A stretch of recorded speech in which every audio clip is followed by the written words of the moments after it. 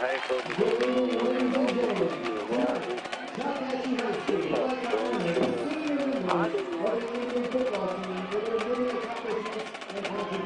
Chester had brought what was that boy's name, Chester? He was all world.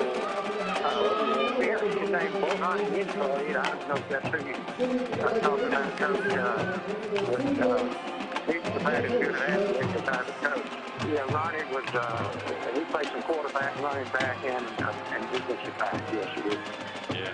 Well, I remember just the place being packed. Coach Norris, did you ever get a chance to just take it in and look and see what was happening here? Because this was the start of something that's really, really special going on 45 games. It wasn't like earlier. I was not sure we were really ready to play Choctaw with the younger kids that we had. But yeah, we spent most of the week trying to prepare them for the atmosphere that might take place. And these coaches really didn't know, but I remember coming up to the stadium about 5:30 and looking out there, and the stadium was already packed from the side, from the track all the way back, all the way around the show. And we tried to prepare our kids, for that, because they had never played before, probably more than 500, maybe 1,000 people that go there. And so it was quite a shock to look and see that stadium that waiting through those crowds just to get to the field. But it was a special time. Coach Norris, can you remember some of the players on that team that were key players? I remember Bill Prescott was your quarterback and Randy Carter was your wide receiver.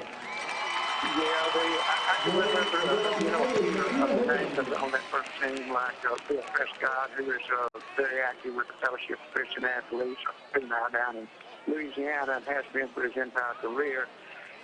And also, we had Danny Davenport, who was Coach Eddie Davenport's son, and I think Bill Gusman. I can't remember all of the names off the top of my head, but a lot of kids that had been in it since they went to 7th grade. But those were a few of the ones that we had. The Mike Cirillo might have been on that team.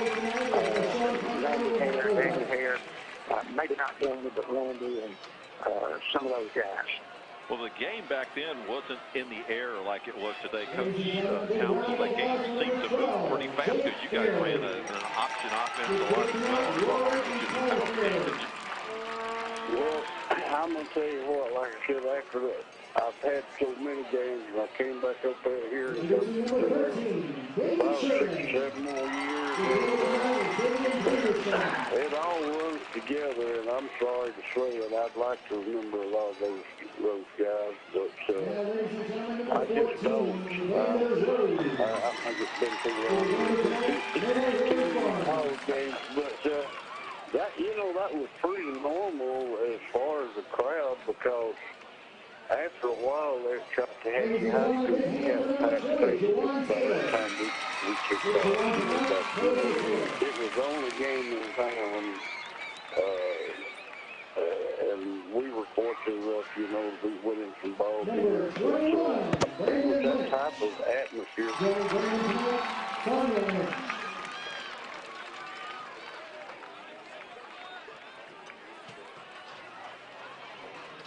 Ladies and gentlemen, a big hand for number 34, Dave Estes. Joining Dave tonight, Sonny Estes.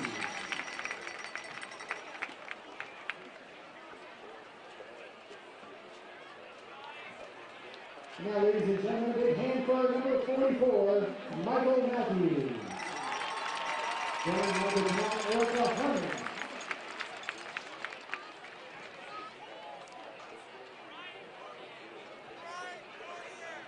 Ladies and gentlemen, number 46, Jake Luton. Joining Jake tonight, number 4.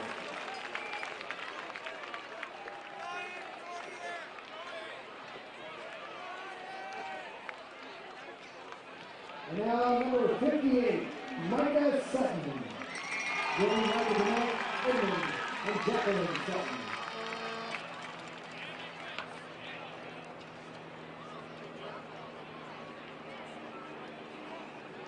Now, ladies and gentlemen, introducing number 61, DeAndre Hooks. with the on-game numbers Rick and Postgame.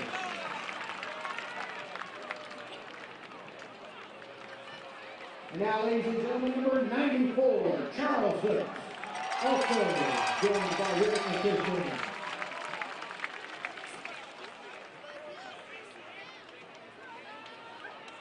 And now, ladies and gentlemen, introducing number 63, Alex Murphy. Joining out tonight, Brian Williams and Susan Smorsky.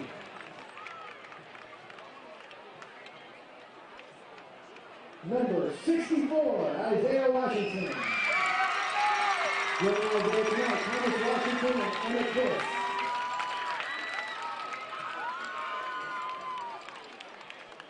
Ladies and gentlemen, a big hand for number 82, Evan Connor. Joining Evan tonight, Casey and Tom Connor.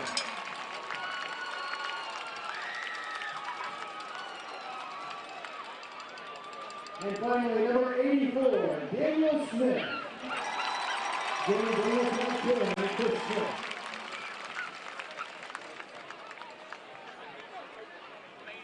Ladies and gentlemen, please join me in showing appreciation to the senior members of the 2015 Big Green Indian football team for all they have done and continue to do for Choctawhatchee High School.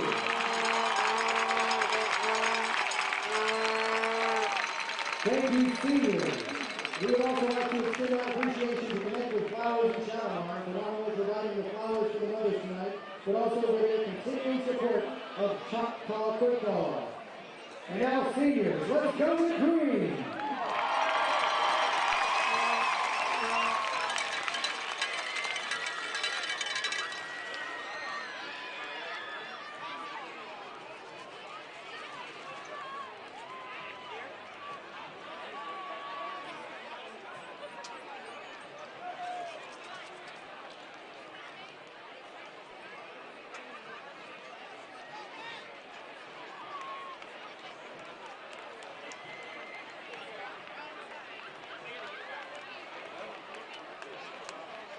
And now, ladies and gentlemen, please direct your attention to midfield, where the Choctawhatchee cheerleaders, Brave and War Punchers, are now forming their traditional spirit circle. This sacred tradition has been handed down to the many generations of Choctawhatchee cheerleaders.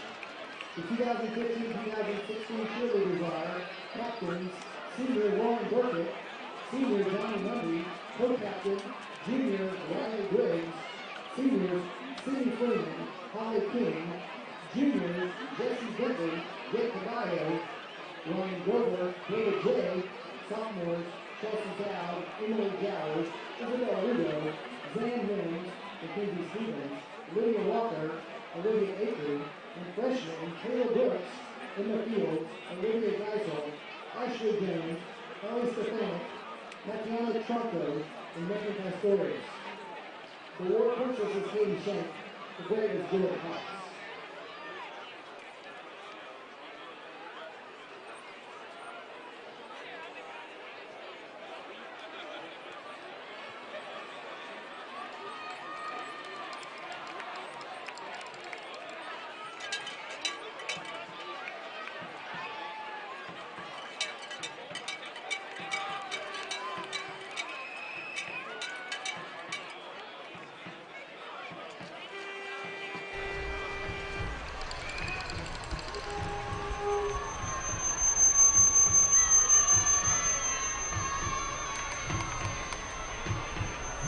You have a camera 5 now. You got us or the outside? No, it's in here. In the internet. So everybody at home.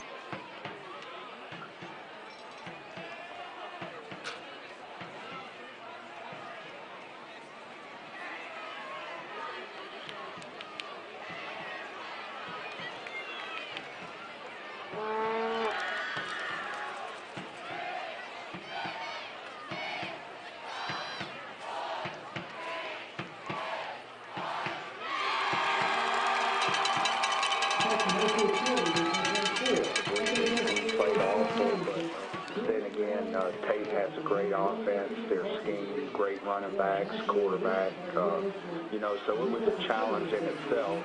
Won the UCA World Championship in 2014. They are coached by Haley Boone and Mason Buchanan.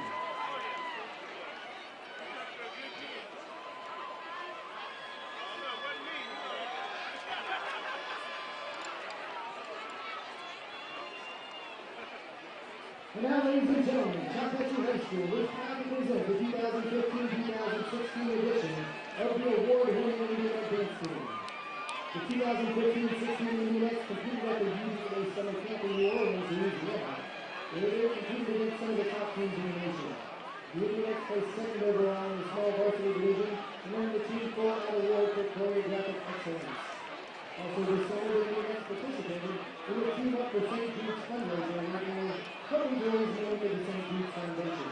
This year, the Indians will be attending both the Alabama State Dance Competition and the National Dance Team Championships in Orlando. The Indians are led by team captains Audrey Capicillo and Keisha Prater. At their varsity members include Blythe Bay, Kinsey Calderon, Tiara Klein, Lee Kerr, Riley Dawson, Tamika Johnson, Caitlin Liberty, Emily Clapp, Abby Ritchie, Haley Simmons, and Caitlin Williams. And now, ladies and gentlemen, here they are, the Choctawhatchee Indians.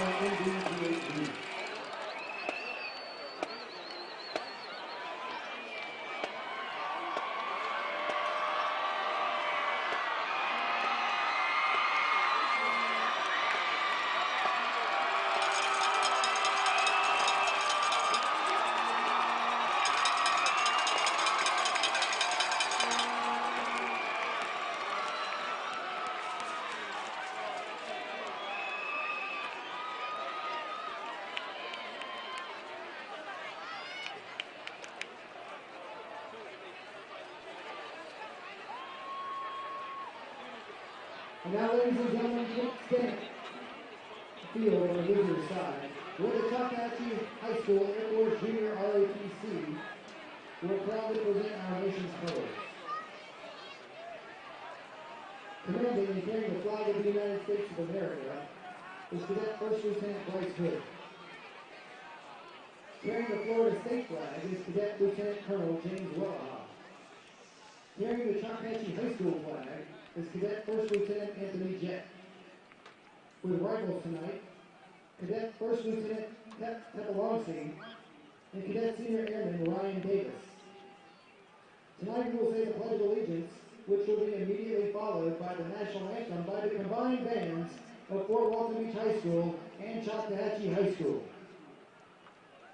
And now, please join Senior Vice President Andy Wentz as he says our Pledge of Allegiance.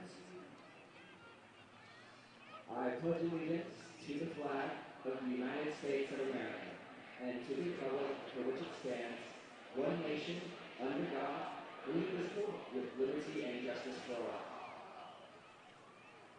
And now remain standing as the Fort Walton Beach Viking Band and the Choctawhatchee Star Marchers play our national anthem.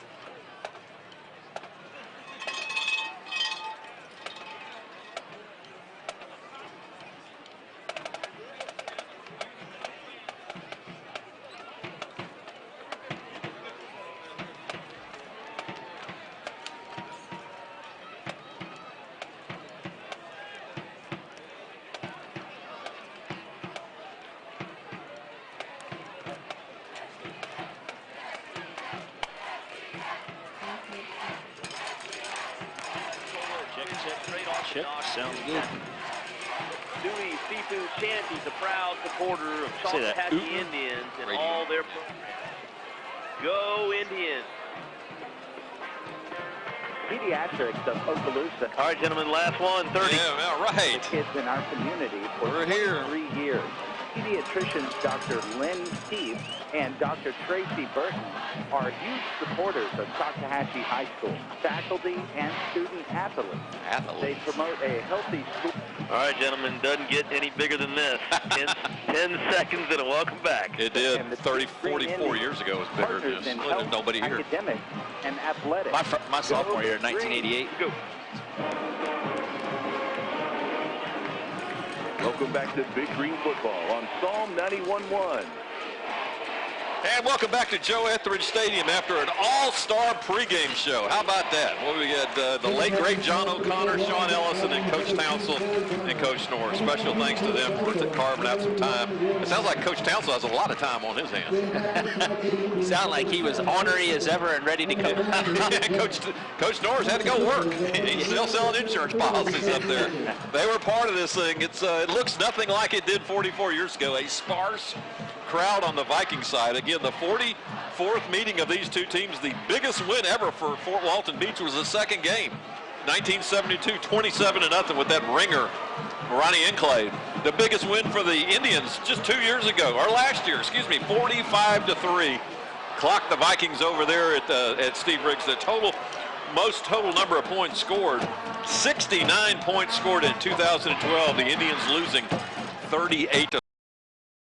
Tommy Johnson, this is his rookie appearance here. Mike Owens was 8-7 against the Indians. The last few has lost the last two. Joey Rankin 3-4. Jimmy Ray was 2-1. Eddie Davenport 4-8, and Chester Norris 4-3. We talked about the Choctaw side earlier. It's not about the past. It's about today, and the Fort Walton Beach put up a gutsy performance last week against Bay. Yeah, they played their best game of the season by far. It was a loss, 41-40, but a talented Bay High Tornado team out of Panama City, and surprised a lot of people. They sure did. As Coach has talked about, we haven't put a complete game together. I look for this to be, with all the emotion, the rivalry, the game that it is, I think it's going to be a close game, hard fought. We were so excited, I didn't even see who won the toss. I did not either. A lot of shaking it up. Coach Thomas, he said, we ain't getting any production. We're changing the whole offensive line around. Tonight it's going to be Mark Pennington at center, Kevin Klein at left guard, Jason Godfrey moving from defense to offense at right guard, Jimmy Grace at left tackle, DeAndre Hooks at right tackle, and Colby Dorsey coming back at tight end for the Indians. Good to have Colby back and taking the big guy Godfrey, the sophomore, who's coming into his own on the defensive side of the ball, moving him to the offense. Will be interesting to see, hey, what better time to do it than the 9th game of the season, getting ready for hopefully a playoff run. Zach Nash moving from tight end over to defensive end, taking Trey Broadwater's place. He's out of the game again. And let's mix it up at linebacker. The Sam linebacker is going to be Kalen Lovett, Jacob Pulliam up from JV at the will linebacker, and Mike Turner from fullback over to the Mike linebacker. Good. I like to see Mike Turner get back into some action. Started out strong for the Indians early. Curtailed his playing time, but a talented kid, 6'2", 220, needs some big production out of him in the linebacker spot. Yeah, the Vikings 1-7 on the year. They're 0-2 in their district. They have given up an average of 45 points a game and scored only 20, and that was with a 40-point performance last week. They're ranked 341st in the state by Max Preps, 6,420th nationally by Max Preps. Again, they've lost to Pace, Arnold, Milton, Navarre, Niceville, and Crestview. Their lone win of 35-34 may have been an accident against Rutherford, but they'll take it. The Indians 4-4, 1-1 in the district. The losses coming by 1 point, 2 point, 3 points, and last week just a 7-point loss. Ranked 74th in the state, 822nd nationally. Brady Uten, the sophomore quarterback for the Vikings. I think Choctaw has some big things with the schedule they play. They've had a tough schedule, tough games.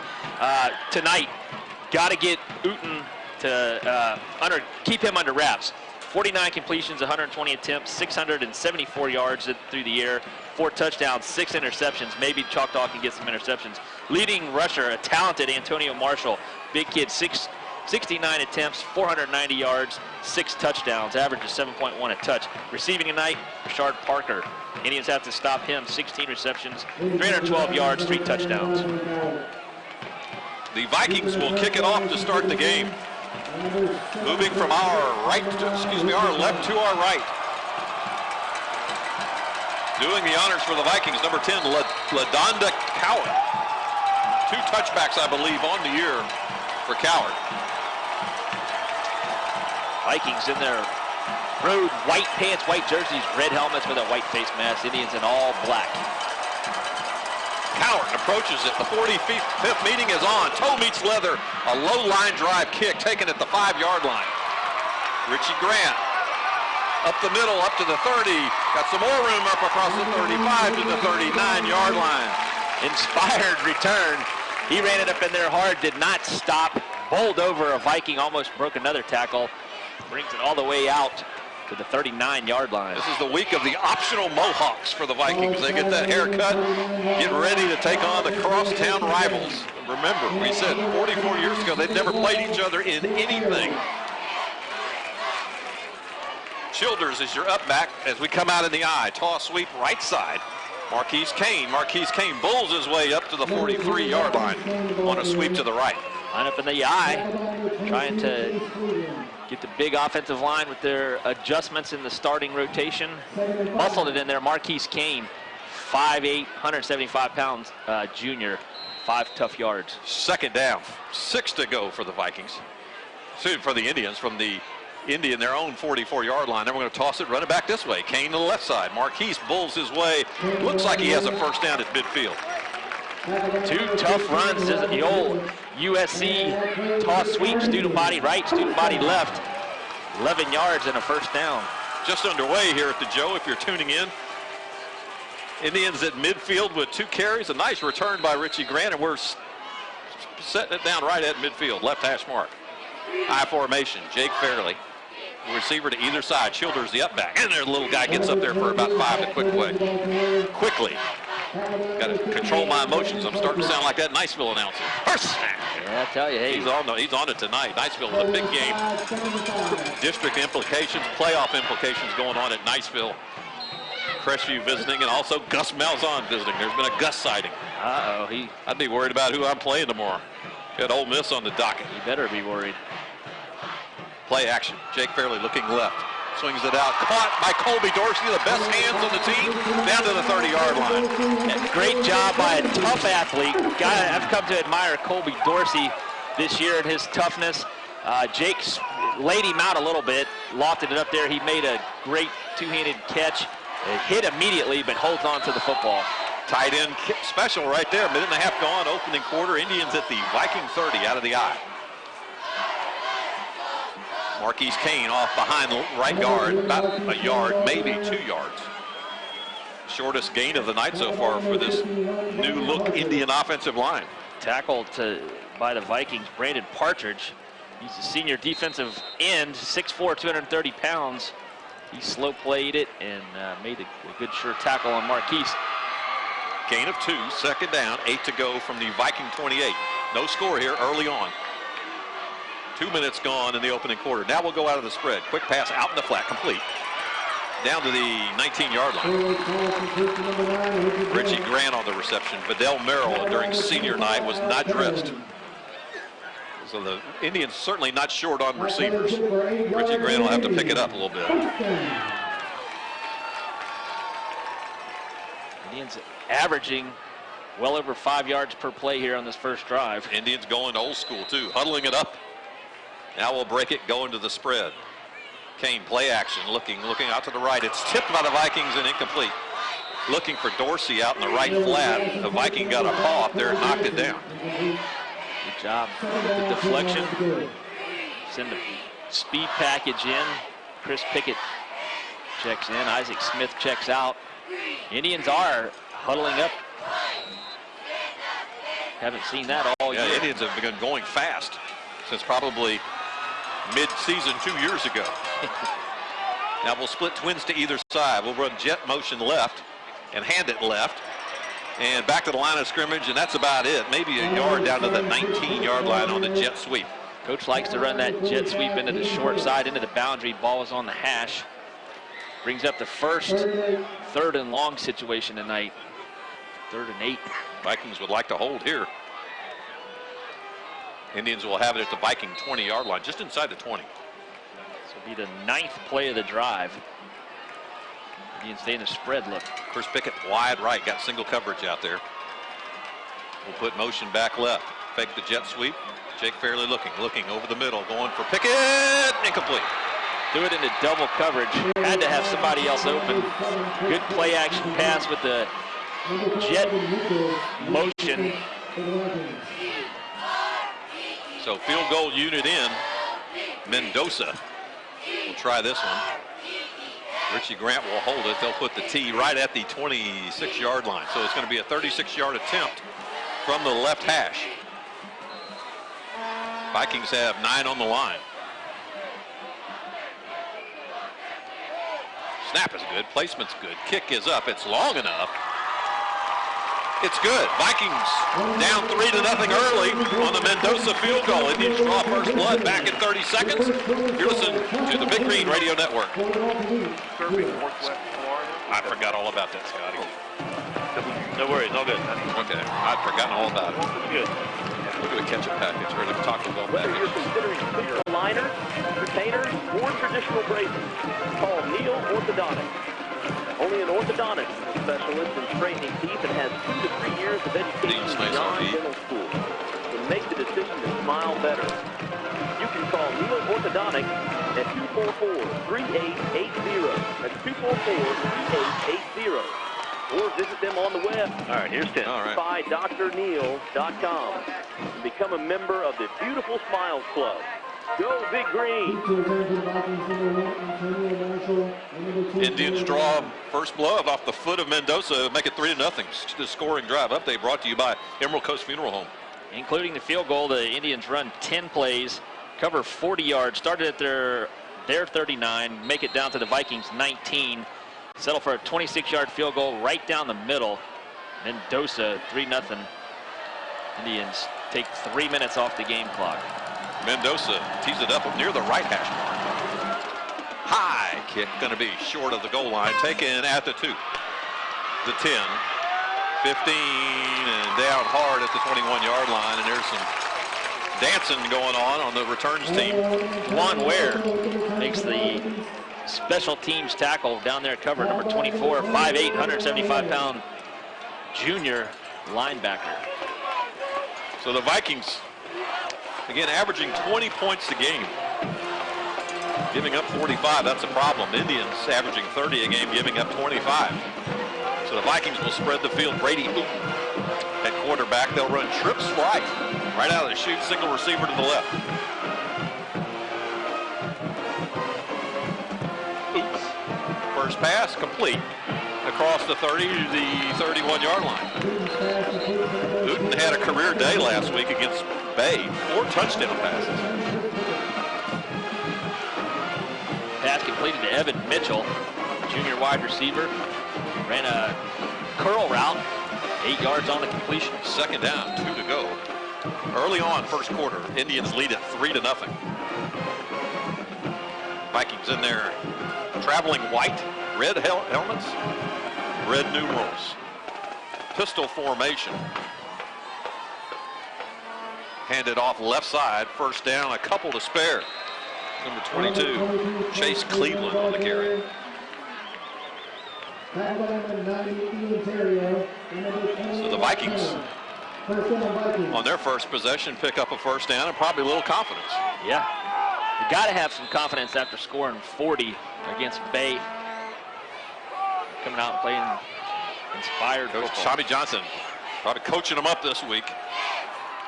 Out of the spread, a little I formation out of the shotgun. They'll hand it again to Cleveland right up the middle.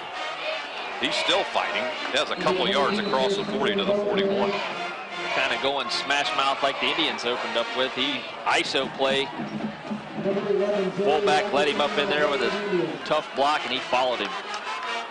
3-0 early on here. Indians on top. Been good Samaritans all night. Had to supply the Viking radio crew with a roster of theirs and a roster of ours. You're a heck That's of a, good, yeah. Heck of a guy. Yeah.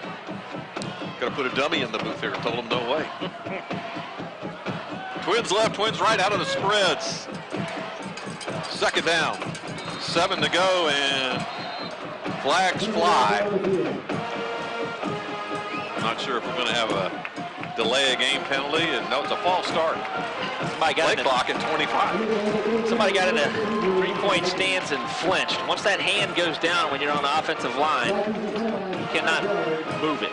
Somebody did. Big 76 Joshua Del Grego, 6'4", 315-pound senior. Big kid. So that'll back the Vikings up and make it second down. 12 to go from their own 37-yard line. Oop. Patrick Cooper in the backfield with him. Young team, the Vikings.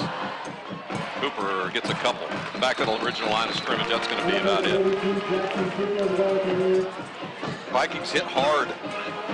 Not by injuries, not by graduation. Hit hard by transfers the last few years.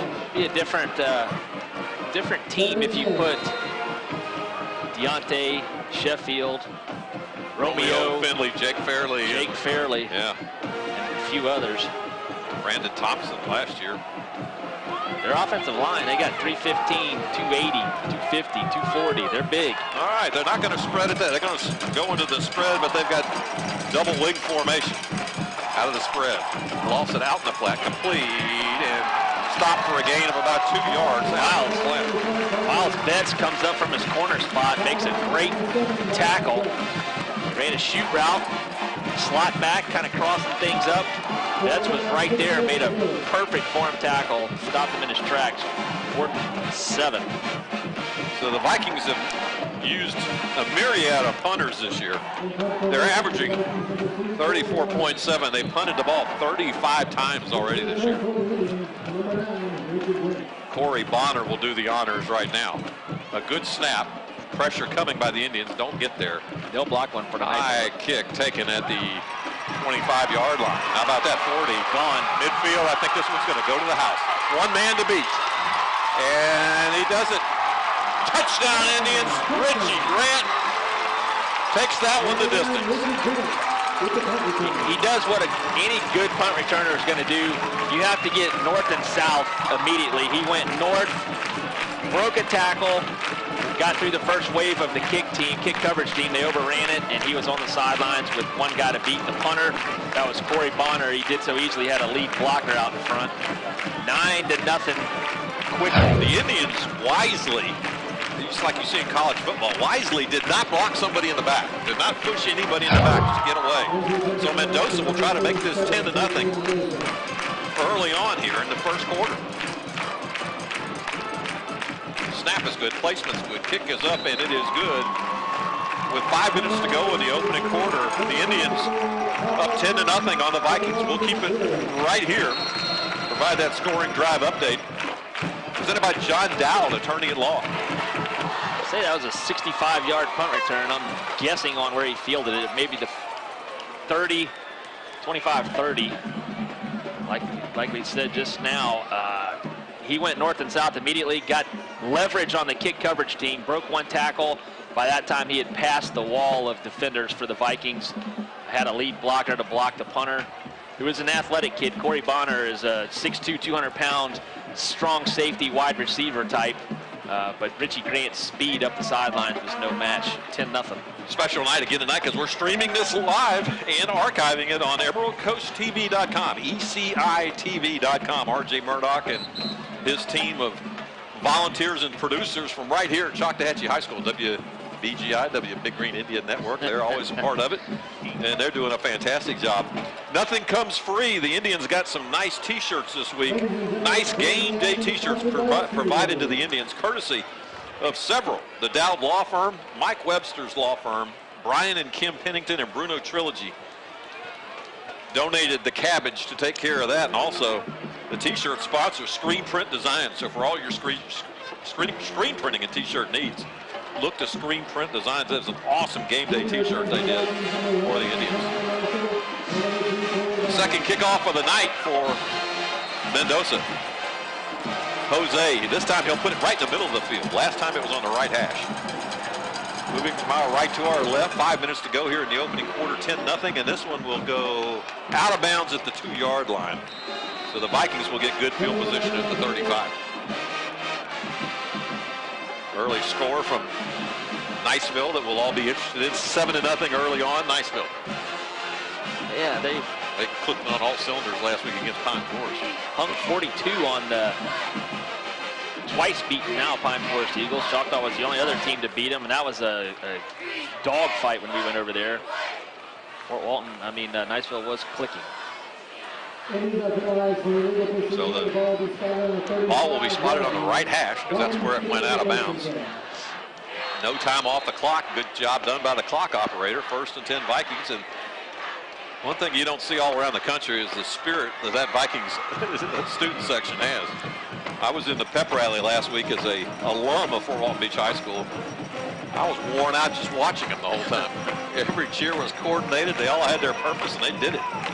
Twins to either side now for the Vikings. 1st and 10. Two-step drop, throws it across the middle. Incomplete, almost intercepted, but he was hit hard on a 5-yard in route. Hunter Merrill over there. John, he got his helmet pushed off of his head, but defensively, Cameron Tabb, Tom, a junior linebacker, broke the pass up. He threw it into coverage. 2 Indians right there with Corey Bonner was the intended receiver. Corey Bonner, pulling the Viking stats early in the week, didn't even show up in the receiving stats.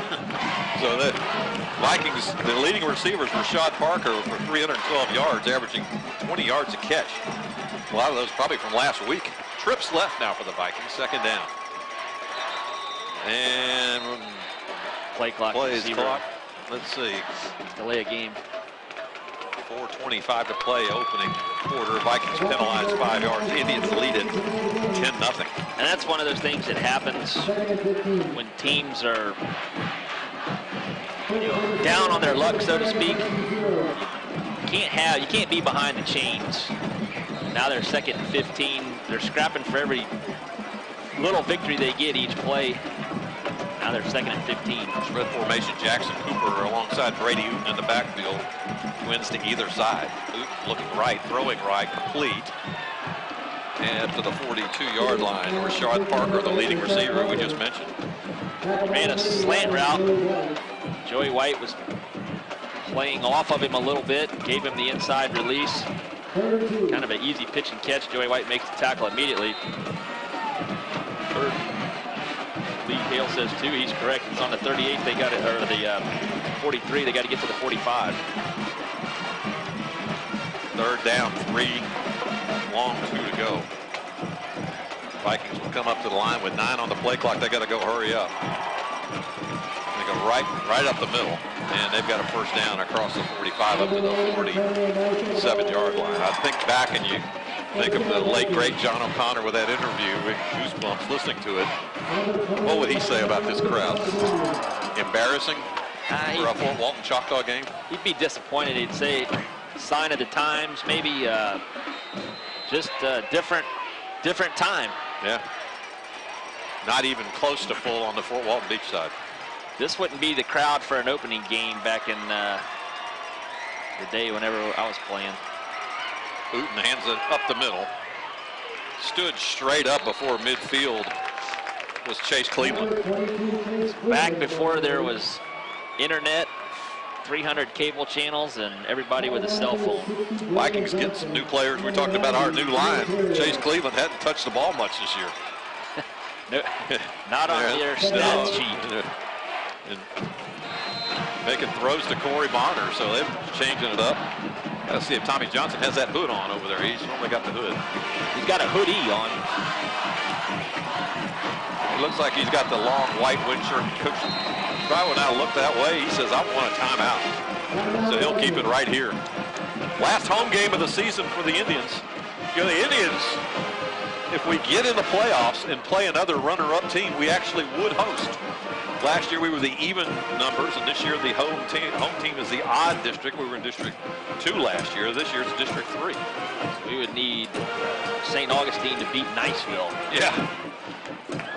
That's the way it looks right now. Nice will be hosting the runner-up of this district, District 3 6A. And if Crestview were to lose tonight and the Indians hold on, we'd be making a road trip in 2 weeks over to Nassau County. All the way across I-10. The old high school, the home of the Tim Tebow back in the day.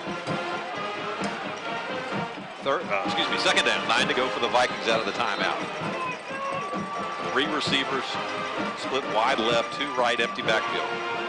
Oop, should have ran it, but he didn't. He threw it complete, and we almost beheaded him, but he's got a 1st down. Richie Grant on the tackle. He and Eakes has made a lot of plays. Trent Eakes. Richie Grant delivered the blow, not before 1st down. Good pass there by Brady Uten. Antonio Marshall with the reception. Chains have moved. It's at the Indian 41. 2 minutes, 36 seconds to play. Opening quarter. Indians lead it 10-0. Vikings putting together a nice little drive here. Started at their own 35 when we kicked it out of bounds. They'll spread 3 to the left, 2 to the right. Empty backfield. The sophomore. Slant route, picked off. I don't know who he was for. I don't know, but we got it. Pickett. Face mask. And I think he was brought down by the face mask. I don't see a flag. Chris Pickett did his magic one more time with another interception.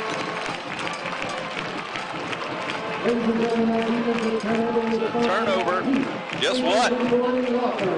25 more bucks in the book. Defensive turnover by the law firm of Keith, Hankers, and Gordon. The little things that hurt you when you're struggling and you're 1-7. Give up a special teams touchdown and you give up an interception in the 1st quarter. High formation. Childers the up back. tailback is Marquise Kane. Marquise goes right up the middle. Indians keeping it simple. Gets about 2, maybe 3 yards up near the 40-yard line. Indians' second possession of the game. First possession they ran 9 plays. See if they can do possession number 2. The game, number 45. For 35 years was played right here, wasn't it? That's it. Maybe even a few more. High formation, play action. Jake rolling to his left, throws it to Childers in the flat. Zach Childers got some running room. Down the left side, Childers at the 20. Knocked out of bounds at the 16-yard line. I don't know how you get that open with the fullback in the flat. He turned it upfield and was gone. Childers is our version of Wes Welker playing fullback. He's just 5'5", 160 pounds, low center of gravity, quick feet, good hands. He's athletic, but he's not the biggest in stature. They're actually going to spot it at the 13. So Indians have it first and 10 at the 13 out of the I. Let's give it to Kane right side. Marquise bangs his way across the 10 down to the 9-yard line with Childers leading the way. Running it right at Brandon Partridge, the big defensive end. Had him blocked, and then he picked up 5 tough yards, Marquise Kane. Second down, Cole Cruz checks in the game at wide receiver. Cruz will split out to the left. Tight end is Dorsey on the right. Second down out of the I. And naked bootleg. Touchdown. How about that? Colby Dorsey slips out of tight end. We faked the toss, sweep to the left, bootleg it to the right. I thought for a minute Fairley was going to run it. I did too. Great play action pass. There were 7 Vikings going to tackle the ball carrier. Left the Indian receiver wide open. Once again, Coach Thomas pulls a play out that we haven't seen yet this year. 16-0 early on. 45 seconds to go here in the opening quarter. Hunter Merrill, high snap brought down by Richie Grant. Kick is up and it is good. Let's pause for the cause. 1 minute.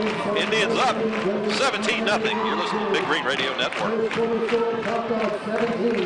Choctaw lights the way for connecting their entire school for future pride with being all in with SBA. Colossians 3:17. And whatsoever you do in word or in deed, do everything in the name of the Lord Jesus. Give thanks to the Lord the Father through him. Way to go, Choctaw. Hopefully the Walton SBA supports you. If you would like to know more about SBA on our campuses or in our community, please contact them at 217. All right, here's it.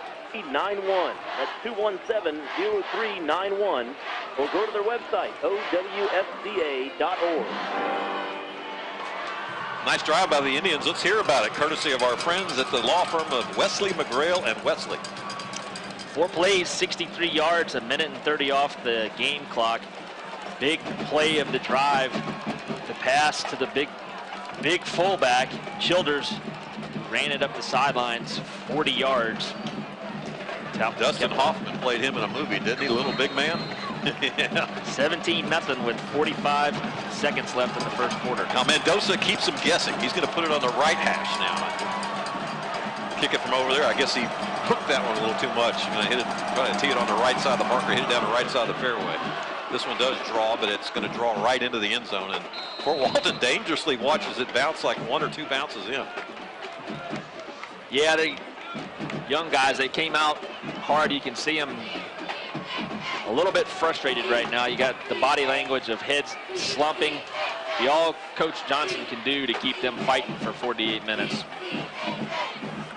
He's talking to them over by their bench.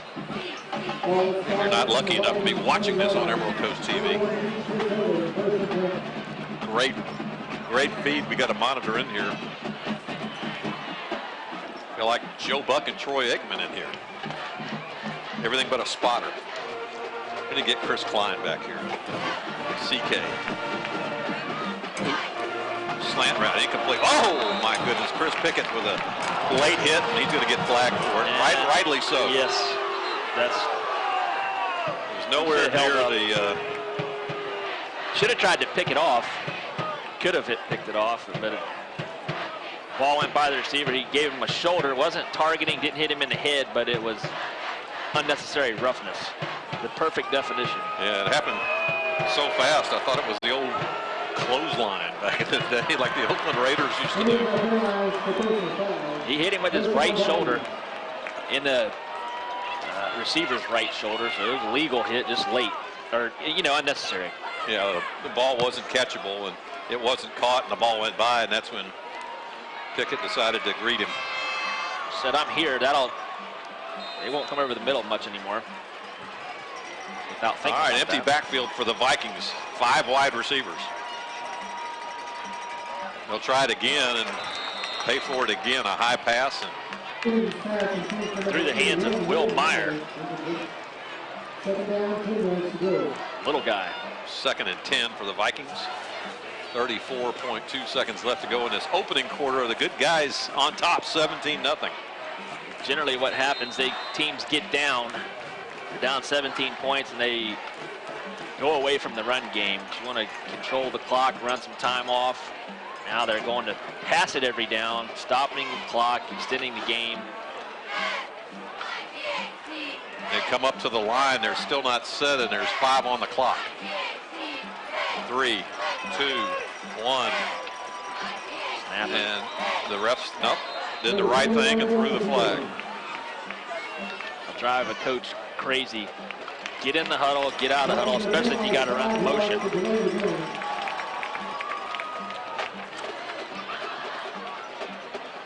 Vikings trying to put a drive together just to build a little confidence.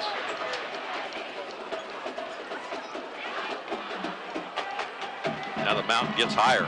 They still don't have a play. 16 seconds, 15 seconds. They're not out of the huddle yet.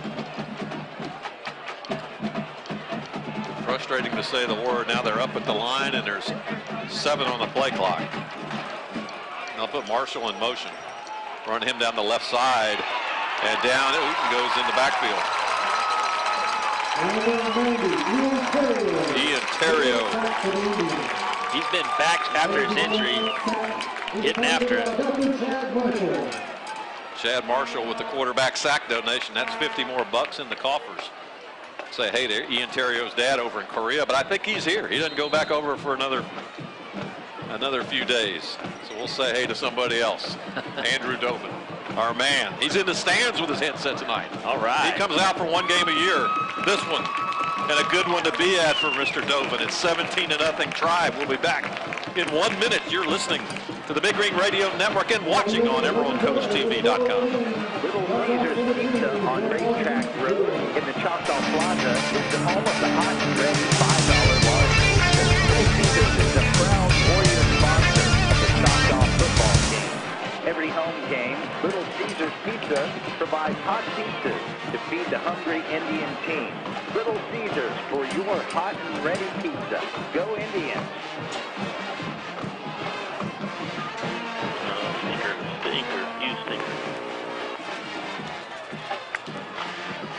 Dr. Chad Marshall of Gulf Coast Facial and Oral Surgery is a proud alumni of Choctawhatchee High School Athletics. Gulf Coast Facial and Oral Surgery is our area's center for surgery of the mouth, jaw, and face. You mentioned Chad Marshall, so I tried to squeeze it in, but I screwed it up. Dr. Marshall treats a wide range of problems, including oral and facial reconstruction, wisdom teeth, and the placement of dental implants. At Gulf Coast Facial and Oral Surgery, Dr. Marshall and his... All right, here's Tina to welcome back.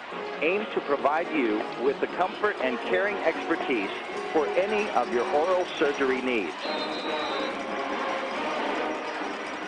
Welcome back to Big Green Football on Psalm 91.1. Out of the break, Brady Uten looking deep. Gonna throw it up for grabs, and Joey White's got it at midfield. Joey White just ran right in front of Corey Bonner for the pick. That's 2 picks on the night for the Indians. In a row. All right, Larry Keefe, open up the vault. That's another $25 going to the coffers of the Touchdown Club, courtesy of the Keefe Anchors and Gordon Law Firm. Need to get in that I formation and run the ball. Indians, again, this is not an Indian team that we have seen up until tonight huddle every play. It's been methodical. single back this time. Then we'll put jet motion, Cole Cruz in motion. And we're going to try the double reverse pass, and we can't even hold on. Easy peasy. Childers is just going to have to run with it.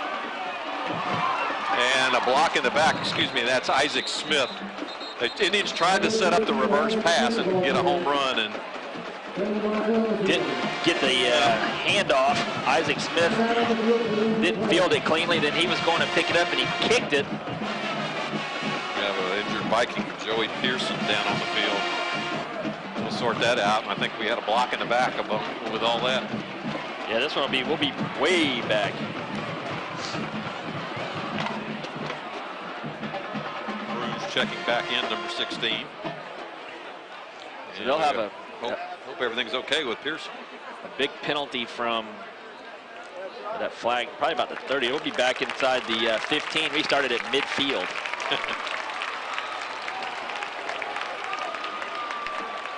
Block in the back on the Indians. So it'll be first and forever. Ball's at the 21. We have to go to the opposite 40. Well, the optimist says we've got 3 downs. First and 40. You don't have to get them all back on 1 down. And then the next week, the Indians on the road to close the season out at the Mosley Dolphins. Tommy Oliver. Hopefully that field's in good shape. Yeah. Historically, it is. Granddaddy of them all around here. All right. Out of the spread. Play action. Fairly rolling to his left, throwing back to his right. Knocked out of bounds at the 24-yard line. Marquise Kane. 3 of them back. Actually, there's a lot. Yeah. 3 yards.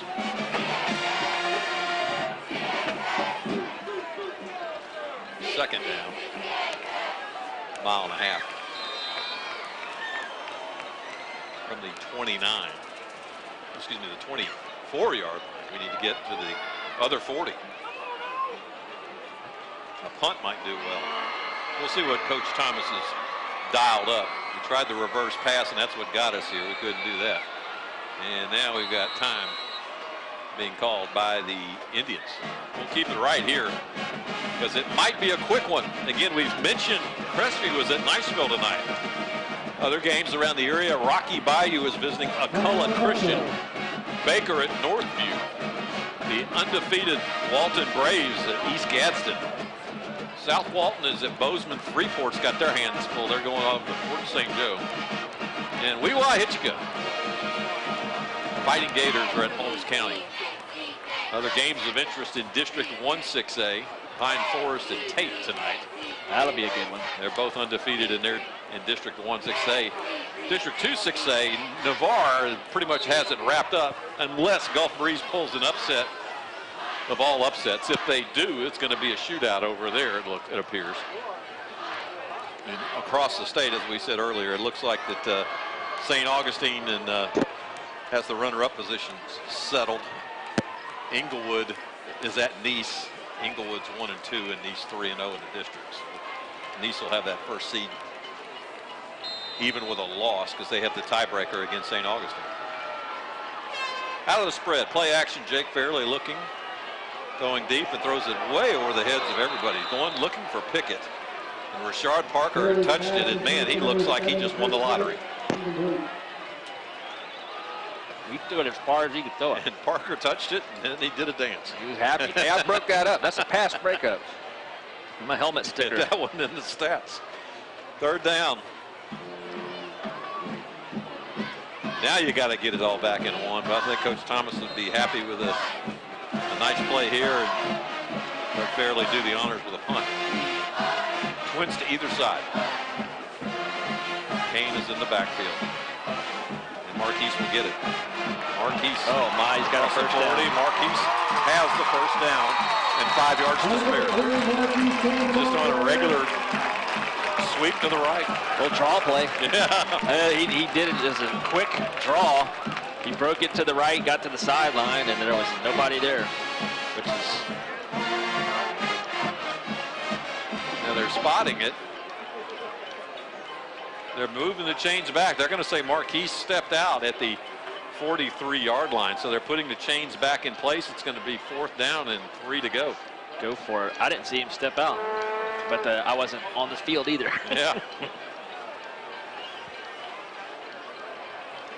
Second quarter action right now. Indians on top, 17-0. Apologies for that lack of scoring information. Should be more prudent. 4th down, 3 to go. Need to get just to the 40-yard line, and the Indians are going to go for it. Why not? Hey, why not? Spread formation, twins to either side. Pickett's going to be in the slot to the right. Indians barely looking to throw. Slant route complete. 1st down. Richie Grant. Why not go to Old Faithful? Gusher, Odell, and Niceville taking a look at their guy. How about a look at this one? Yeah. Richie's warrant that look. He's had a great year. He battled a little knee bruise in the middle of the season, but he's been a two-way player, playing safety and corner for the Indians, brilliant receiver. He will come out, and Marquise Kane will come out. Let's see who that is, a tailback. It's like Kalen Lovett. Looks like Lovett. And Lovett will get the call, and Lovett, how about his first carry of the year? Good for 6 yards. Coach is tuning him up for the playoffs. It didn't have an open week, but played tape, looked at film, and said, hey, we're not getting it done with these guys in these positions, and it's never too late to make changes. 9th game of the season. We'll move our starting linebacker to tailback. Kalen, 6'1", 190-pounder, looks like a tailback. 2nd down, 4 to go. Lovett with another carry. Lovett almost gets to the stick for a 1st down. I think he's going to be about a yard shy. 17-0 Indians, 14-0 Niceville right now. So first down, the Indians run a reverse from midfield. They're going to do a little double reverse pass, drop it, kick it, have a penalty, and end up with the 1st and 40. On 3rd and 37, pick it up. How many total yards have been covered on this play? We started there, went back, got a few more. Like I said, yeah, we had to get 40 yards for a 1st down, picked it up. Timeout for measurement if you're listening on WPSN. Again, streaming live and archived on ECITV.com, EmeraldCoastTV.com. Not only 1st down Indians, not only Choctawhatchee Indians broadcast on there, RJ Murdoch covers it all, man. Got the Chamber of Commerce First Friday coffees they've got the Bolex parades, you name it, he's covering it. Yeah. Got the celebrity golf tournament next week.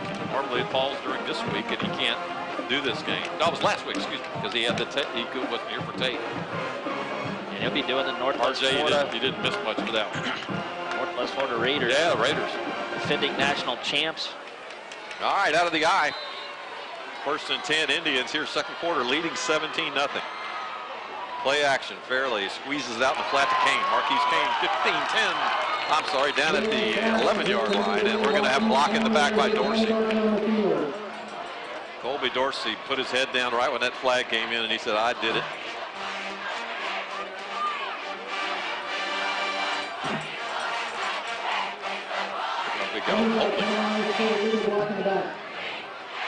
And Lee Hales calls that block in the back. Second one of the drive. The drive. The game, and this is the drive. Back it up to the 29-yard line. For the drive here in the 2nd quarter, you want to hang with us at halftime. Great. The interview train continues. The class of 1976 that played in this game in 75, 40 years ago, talking about the importance of this game and their youth as handoff up the middle, not much there. Marquise Kane to the up back position on that one. Not experiment, right? Put Kalen at tailback, Kane at the up back. Now Pickett checks in. We're going to have a whole defense over here in a minute. Got a lot of people dressed out tonight, too. Cole Cruz wide left. Senior night tonight. 2nd down 11. Quick hitter to Pickett. Pickett, 20. Puts his helmet down. Dives forward to the 15, maybe the 14-yard line. Did not respect the tackling skills of Alex Kung. He did not juke, fake anything, just ran right into him and over it. Roderick Willis out there as well. Hear that name, you wonder about Robert Willis. With any relation. Cruz wide left out there with Dorsey and Richie Grant. So we got trips left. And that's going to stop before anything after. More penalties on the Indians. 17-0 here, second quarter. 8:28 mark of the second quarter. Indians having a fine time of it in this 45th edition of the game. Have 2 interceptions on the defensive side of the ball. Touchdown drive, a punt return for a touchdown, and a field goal. Lots of action. Trips left. Pickett's single receiver to the right. Jet motion, Richie Grant, he'll get it. Richie cuts it back inside. Richie Grant. It's like 10, 5, down at the 3. Ball comes loose. They're going to say he was down at the 2. 11th play of the drive. Running through them. Now, not any disrespect, but like water. I mean, there's gaping holes, and they're just running. Yeah, it was 3rd down and a pitching wedge, and we ran just a basic sweep to the right for a first down. So first and goal, Indians from the 2, right hash mark. If you're listening on the radio, we're heading toward Racetrack Road. Childers is back in at the up back. Kalen Levitt's at tailback. Jake Fairley delayed to Levitt, and that was read very nicely by the Vikings. Levitt was hit at the 5, did all he could to get forward to the 4. Did have penetration in there. Again, I've called his name several times. The big guy, Brandon Partridge, 6'4", 230-pound defensive end. Caden Phillips was also in on that tackle. He's a deep defensive tackle, 6'2", 220. 2 big guys combined. New look Indians huddling it up and controlling the clock. Second down, Jake Fairley against his old teammates. Toss sweep, right side, Marquise Kane, 3-2-1. Touchdown, Indians. It took a while, but the signal came up. The side judge on the right side, that's 23-0. Indians on top.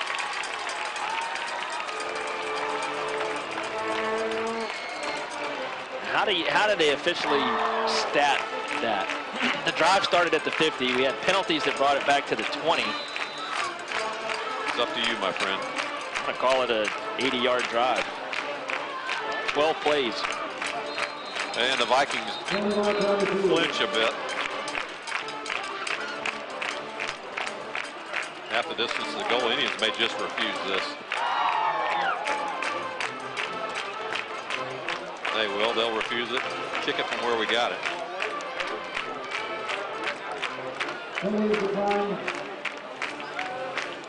Mendoza moves the tee about a half a foot toward the right.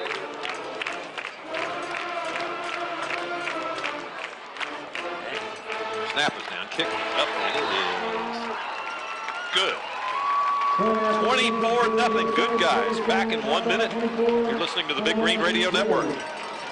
TS Gifts, longtime supporters of Oakland County Athletics, is proud to be a Choctawhatchee fan and sponsor at 29 Baltimore Road. Don't tell me they're gonna do the clock.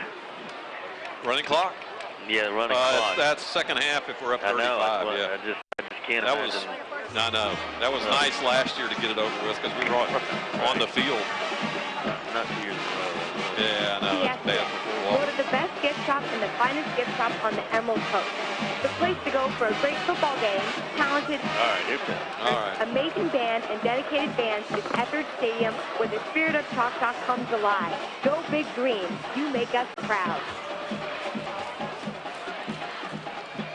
Well, the Indians hang another one. This touchdown drive brought to you by Scooter Brothers. We fix stuff. Scooter Brothers all here on Racetrack Road. 12 plays, 80 yards, lots of penalties, 4 minutes off the game clock. It's 24-0. 7:02 left. Second quarter. Mendoza drives this one. It's going to be a low liner, and it's going to bounce into the end zone. I think the two key plays of that drive were the first down double reverse pass that we kicked and got back on. The drive started at the 50, went back to the 21. And then the 3rd and 37 where we run a draw play and pick up a first down plus some. Actually, we didn't pick up the first down. Created a 4th down and 3 play that we converted. So Vikings 1st and 10 from their own 20.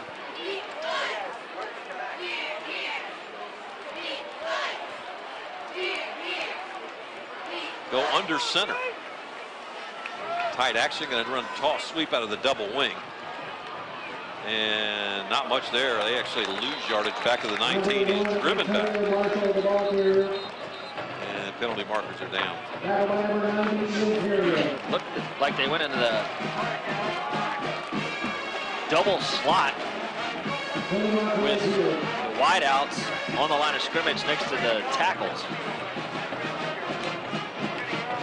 Did the 2-step motion, run the sweep, have a penalty on the play. Decline it.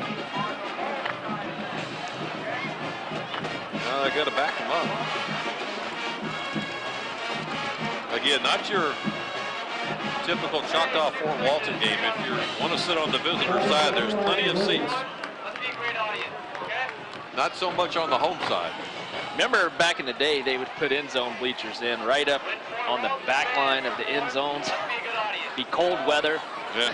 Place would be 5 deep on the track, also be, plus the bleachers in the end zones. And for a while, they put chain link fences to stop the crowd from going from one side to the other. The side you entered was the side you stayed on. Same formation, double wing, actually double slot. Motion left, toss sweep, not fake the toss sweep. Grady Utanen down, he goes at the 4-yard line. And here comes a late penalty flag, very late. Gabe Estes was having a little ring around the rosies. Simon Spicknall. About to back him up again. Another sack by the Indians. That's on Chad Moore. Well, that's not a quarterback sack. Yeah, it was too. Yeah. He trying to pass it. Personal foul on the Vikings. Half the distance to the goal will back them up. So it's timeout for hydration.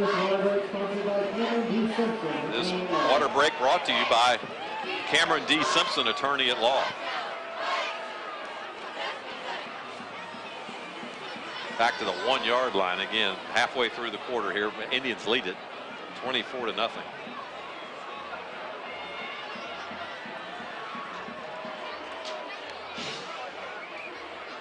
Again, next week we head over to Mosley. Pregame at 6:40. Kickoff at 7 o'clock from Tommy Oliver Stadium in Panama City.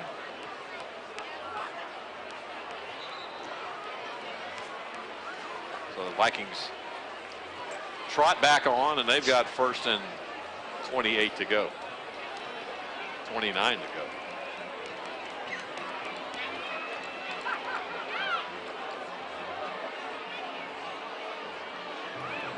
Spread it out, going to shotgun. From the 1. Brady Uten, they got trips left, twins right. They'll swing it to the right, and we're trying to get a safety. Do we have it? We do. Just when things go bad to worse, Fort Walton Beach Indians catch one up the Vikings on a slip screen. So the Indians tack 2 more points on the board. It's 26-0. Back in 1 minute, you're listening to Big Green Radio Network. BNC Fire Safety.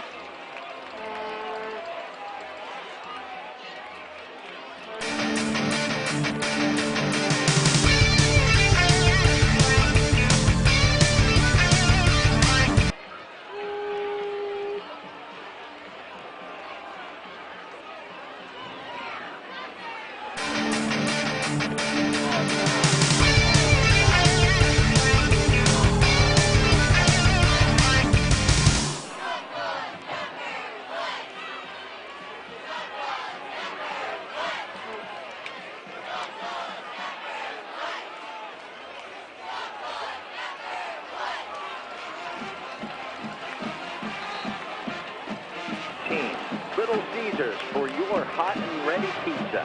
Go Indians.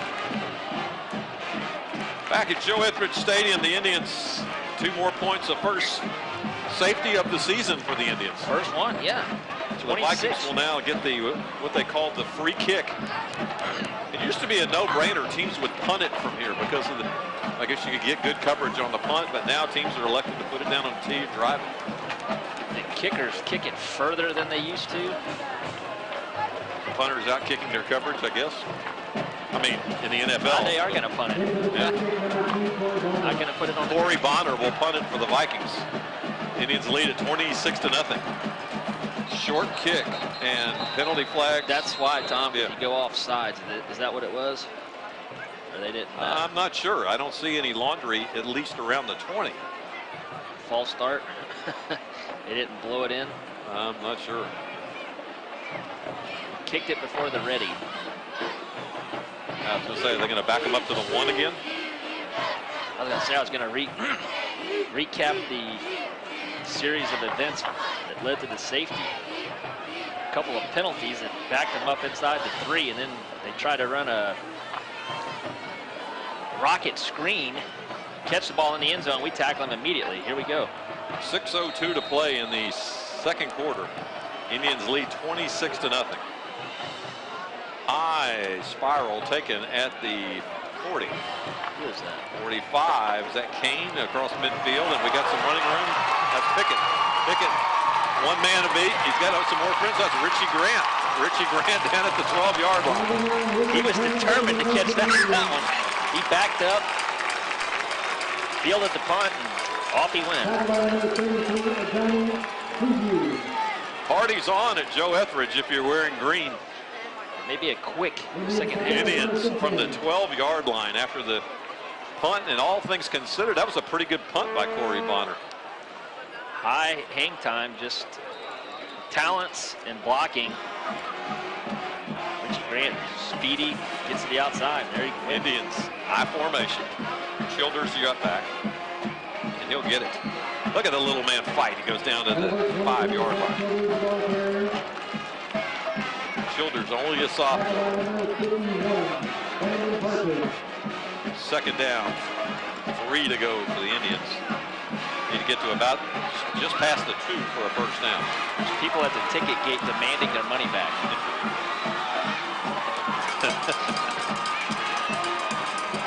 Dorsey's in the slot to the right. Second down out of the eye.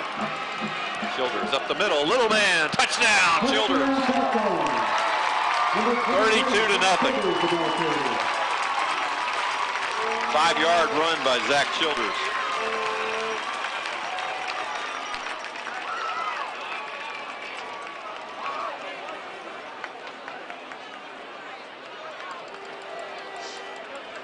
Point after attempt by Mendoza.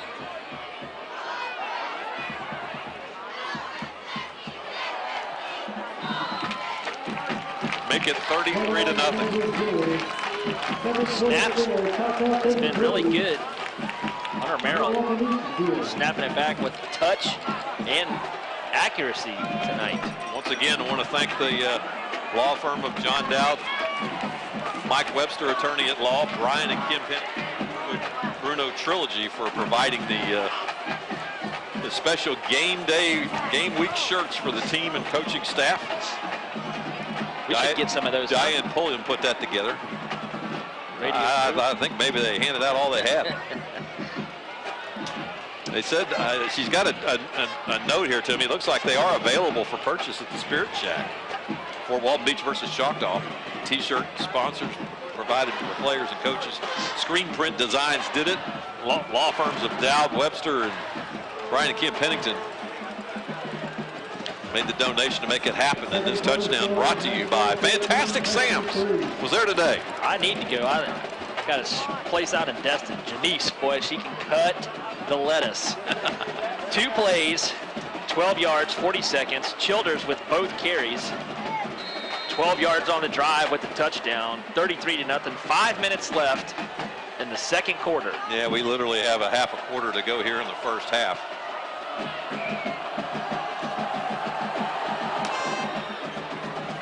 Kick will be into the end zone. I remember being here for the game number 2 when the Vikings beat the Indians 27-0 on the back of Ronnie Enclade. And remember thinking, boy, what a blowout, 27-0. Now, I mean, you see these games that Baylor and TCU and these guys put up, and they're putting up 60.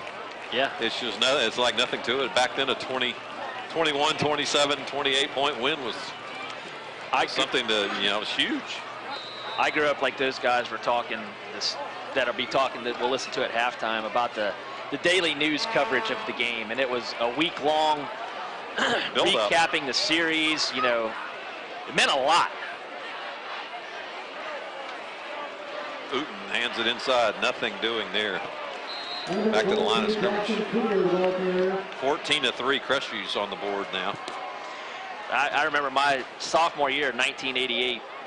I was a slot back and a safety. And this place, it was the first time that they were going to have play for the trophy for not the first time, but the first time in a while. The Hudson Marina Trophy. Yeah, where there was two consecutive victories by the Indians, and then we were playing for the third one. I'll finish in a second. Uten out in the flat, complete, and nothing doing down there. But it was the biggest crowd. It was hot and humid, but the crowd, the whole place was filled up on both sides. The end zones filled up. The track was deep. And this was during warm-ups. This is pregame warm-ups. That was the overtime game, where we did have an overtime. In the end regulation tied up. Talking about exciting, battling, two teams getting after each other. It was something to behold. 3rd and 10 for the Vikings from their own 20.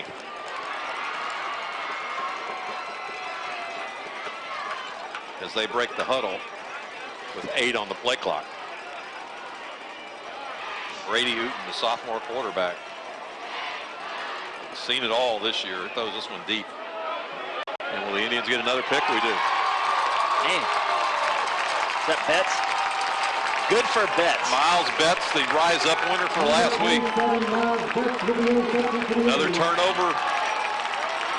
I think Larry Keefe and the law firm, they're going to have to go cash in a CD or something. Here's a recap, and this is, we held them to 5 plays on their first possession. They punt it, we return it for a touchdown. Next possession, interception, interception, safety, interception. The Indians are on fire. Yeah, Indians come up 1st and 10, single back. Jake Fairley again against his own team, complete. Isaac Smith. Now, chains will move. This half can't get over fast enough for the Vikings. 3:07 to play, and they have to kick off to start the second half. And it's like they're playing with 8 guys. I mean, he was wide open. I think the question mark of the night for the Indians will be when Jake Fairley goes to the bench, who will we see at backup? If it'll be Richie or if it'll be someone else. High formation. High, just too high and too hard for Dorsey to hold on to. Try to quick slot back screen out there. Great play action pass. Colby couldn't handle it. It was above his head. He's got his neck brace on tonight. 2:59. He's got that hashtag on the back, GATA. Gotta love it. From the 44-yard line, 2nd and 10, Indians. From the Viking 44, lead 33-0. Out of the eye. Dancing outside, that's Childers. Excuse me. That's Kane. Kane, 5, 4, 3, 2, 1, touchdown.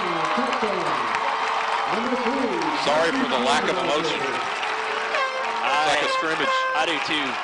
You hate to see this. I thought last year when we went over there, that was, the stands were empty and the student section was still going like last year, but they're still, it may be worse this year. Credit to them. They're over there jumping and having a good time, and you gotta appreciate that. Boy, they are spirited. 39-0. Point after attempt right now by Mendoza. And Mendoza has his high game of the year so far with, is that 4 extra points and a field goal, 5 extra points and a field goal? I don't know. tough to watch. 3 plays, 60 yards, a touchdown, 40-0. Literally took 30 seconds off the game clock. And this will qualify as a 24-minute second half. We'll have a Viking band play at halftime. The Indians will play. And like you say, it'll be interesting to see if beautiful pregame ceremonies with the dual bands, combined bands playing the national anthem. Great job in the pregame. Something else, Chester Norris, and that'll bring new meaning for me anyways, because I don't have the history of the Vikings, but to hear Cliff Lewis talk and him talk about the influence that Chester Norris was in his life and his decision to go to Fort Walton Beach. Yeah, let's set that up because halftime we brought the guys in that played in this game 40 years ago for the Indians. Was Freddie McLaughlin joined us and Charles Rigdon. Both of those. Charles went on to play at Troy. Freddie went on to play at Southern Miss. And for the Vikings, probably one of the better athletes of that area, Tim Taylor, who's now in the ministry out in Seattle. He joined us along with Danny Hare out of the Hare family, and then also Cliff Lewis, who played at Southern Miss, and then ultimately with the Green Bay Packers. And like you said, Cliff getting emotional in that interview. We'll have that at halftime. They talk about what this game meant, and what this city meant, and what some of the people in this city meant to them. I think my dad was a first-year coach at Pryor, just out of college, and coached Cliff.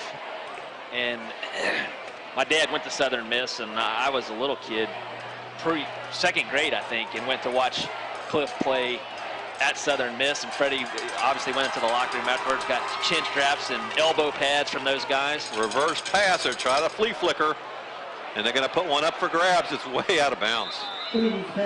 Antonio Marshall was the intended receiver, covered up by Joey White. The Vikings tried a little Indian trickeration there with a wide receiver tossed back to the quarterback. But to continue on with that story, Cliff was a great linebacker at Southern Miss, and watched him play at Alabama and beat Alabama. Reggie Collier was the quarterback. Then went to watch Cliff play as a Green Bay Packer, play the New Orleans Saints in the Superdome. So I indirectly got to watch his whole career, college and pro. Also on that Viking team was Dane McDaniel, who ended up being a starting quarterback at Southern Miss. Yeah. 2nd and 10 for the Vikings as we wind this first half down. Uten out in the flat. A couple yard loss out there to Corey Bonner. So it's going to bring up 3rd down for the Vikings. Clock is running, and we'll probably say that the whole second half. Leads 40-0 right now, Indians. Qualifies as the Florida mercy rule. So the Indians' previous largest margin of victory in this series. 42. Well, yeah, 42 points last year. Hopefully it'll just be 40 this year, unless it was 45-3. So we'll see. We should see everybody the second half for Coach Thomas and the Tribe. Penalty flags down as Uten's airing this one out. Incomplete. It was wide open, no one on him, and they still fell incomplete. I think they blew that one dead. Let's see the signal. Where's the white hat? Still waiting. They're talking over. White hat's going to converse with the side judge and the field judge, and hopefully we'll have a signal. Chuck Franzelia looks like out on the field, one of them. They're going to wave it off. I think they started counting players. I think they thought the Vikings had too many players on the field. Get the 3rd down over again. That is Chuck Franzelia on the far side. Chuck's still roughing? Yeah. He's probably talking to Tommy Johnson right now. He's the dean of the Miracle Strip Officials Association. Been doing it a long time, but he said it took him a long time to be able to call a Choctaw game. That was their rules. He's a Choctaw graduate and had a daughter come through the ranks, and they want to make sure. Uten incomplete into the Viking bench. Uten's a sophomore, 5'11", 190-pounder. getting to air it out tonight. Minute and a half to play in the opening half. Indians on top, 40-0. And again, halftime, we'll go right into it. It's about a 20-minute halftime. Should be just about right. It is really, really special when you hear the old Vikings and the old Indians talk about what this game and what this area means to them. Low driving kick will run away from it. Crosses midfield and out of bounds at the, will be downed at the 42-yard line. 21-3 Niceville. So Niceville's doing their part. That means the Indians are going to be guaranteed a spot in the playoffs unless Crestview pulls a miracle in Eagle Stadium. Yeah, they'll need some big plays. No, sir. I don't know if they're one more week for Crestview, and then it's basketball season. Corey Bonner, Rusty Moore, their quarterback, their best basketball player. He's a sporty athlete. I'm kind of glad he wasn't playing when we played him. Yeah. So twins to either side for the Indians, probably just run the clock out. Nope, we're going to throw it out in the flat to Pickett. Chris Pickett gets out of bounds at the 43-yard line. That's going to be good for another Indian first down. Maybe Coach Thomas thinking about getting one more score for his starters, and then that'd be the night. If the JV's dressed, they need to play the whole second half. They might. They've moved up who they're moving up, I've been told. So who's out there is out there. Twins to either side. First and 10 Indians. We're approaching a minute to play. Underneath screen. Dorsey with a spin move, and down he goes. I believe that was Colby Dorsey. Looks like it. Yep. No. Kane. Richie Grant. I got it wrong 3 times. Second down. Jake spikes it. Comes right back to him. Tried to run the screen, rocket screen. Richie had to make several people miss, made a couple miss. 26 seconds to play in the half. Indians on top. You heard it right, 40-0. I think the coach is trying to use this as some preparation in a future game where they have to, you want to practice your 2-minute offense as much as you can. So that's what they're doing right now. Student bodies, both of them just going at it, giving each other the business. 70 yards apart. Vikings coming on a blitz. And caught. It appears caught at the 17-yard line. Bonner makes a tackle right as he catches it. What do we got back here? Roughing the passer. Personal foul, roughing the passer for the against the Vikings. I didn't see it. He had to pass off with plenty of time, so the kid had to take 3 steps before he did it. That's Callahan Phillips with the late hit. One of those frustration penalties. Man with 2 last names. I'm telling you. I'd be calling him Phillips Callahan if he played over here before Curtis Elliott. Into the year. What was his name? Elliott Curtis. I called it wrong every time. Yeah, so timeout Indians. What you get for having attention deficit and dyslexia. It's going to be at the 13-yard line. A lot of fun here. We don't want any eavesdropping on our commercial break, so we'll keep it right here. Yeah. Emerald Coast TV again, streaming it live and archiving it. That's ECITV.com. ECITV.com in this broadcast of Choctaw football being brought to you by the Choctawhatchee Touchdown Club and is intended solely for the enjoyment of our listening audience, and in this case, our viewing audience. Any rebroadcast, retransmission, or other use of this broadcast without the express written consent of the Choctawhatchee Touchdown Club is prohibited. You think anybody pays any attention to that anymore? I've seen more YouTube clips and edited stuff, and yeah, it's prohibited. They're going to show up at your door and pop the cuffs on you. Yeah. If you try to tape it and sell it, yeah, good luck. There we go. They dubbed some other voices on it over us. That would help them. Yeah. The Indians have it first and goal at the 8-yard line. 16.9 seconds to play here in the opening half, leading it 40-0. Fairley still in the quarterback. Kane's your running back. Isaac Smith in motion left. Will load it up left side. Fairley throws it complete Pickett down at the 2-yard line. Bonner grabs him by his head and throws him down. Indians in, hurry up. Legal tackle. 7 seconds, 6 seconds, and timeout now by Coach Thomas.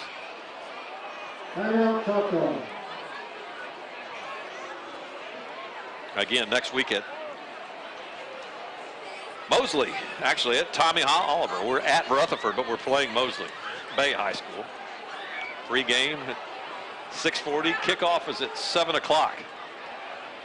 Again, this is the 45th meeting between these two schools. The Indians lead the series 23-21. For the longest time, people referred to this as the Army-Navy game. Big rivalry meant nothing. But then later on, as redistricting and all occurred, then playoff implications came into play. And that's where we're at right now. The Indians in this all Okaloosa County district with Crestview, Niceville, and the Vikings. Remember, 6.6 seconds as the Indians are ready to go, and the Vikings are now lining up. Being a little guy, going to Edwards, right in the heart of Viking country. Yeah. Fairly incomplete. Intended for Cole Cruz. They ran a good. So we're going to come in and boot this one in, and Mendoza's going to use that contraption Lee Hale has on his knee to ice his leg down at halftime.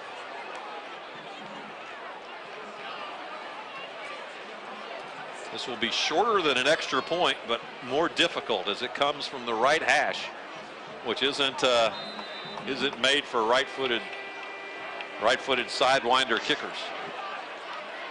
Snap's good, placement's good, kicks up, and it's good. 43-0 as time expires here at Joe Etheridge. It's good if you're a Viking fan, Indian fan, not so much if you're a Viking. Hang with us at halftime, but back in 30 seconds to hear Freddie McLaughlin and Charles Rigdon and the Vikings talk about how it was back in the day. 43-0. You're listening to the Big Green Radio Network. Serving Northwest Florida.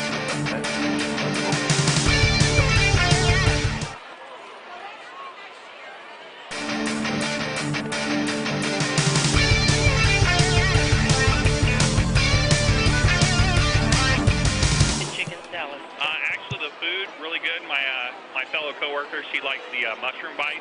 They're definitely the best here. They're nice and hot. Try our homemade bacon cheeseburger. We got a great pork tenderloin sandwich or a pizza made the way you want it. You've passed us by 100 times on Eglin Parkway. Now, make the turn to Shalimar Cheers. Yes, delicious.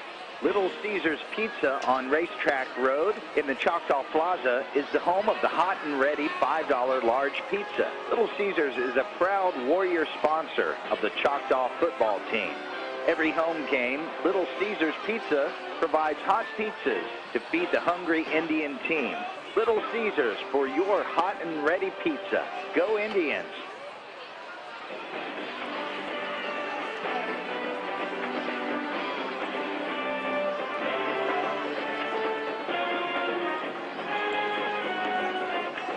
Welcome back. It's halftime for the game, the 45th meeting of the game, and we have some special guests joining us. These guys not only played in this game 40 years ago, we've got some stars and key facts from both teams. Let's go around the room and we'll call roll from the Choctawhatchee Indians. Freddie McLaughlin here. Freddie, how are you? Doing just fine. Glad to be with you all today. And Charles Rigdon.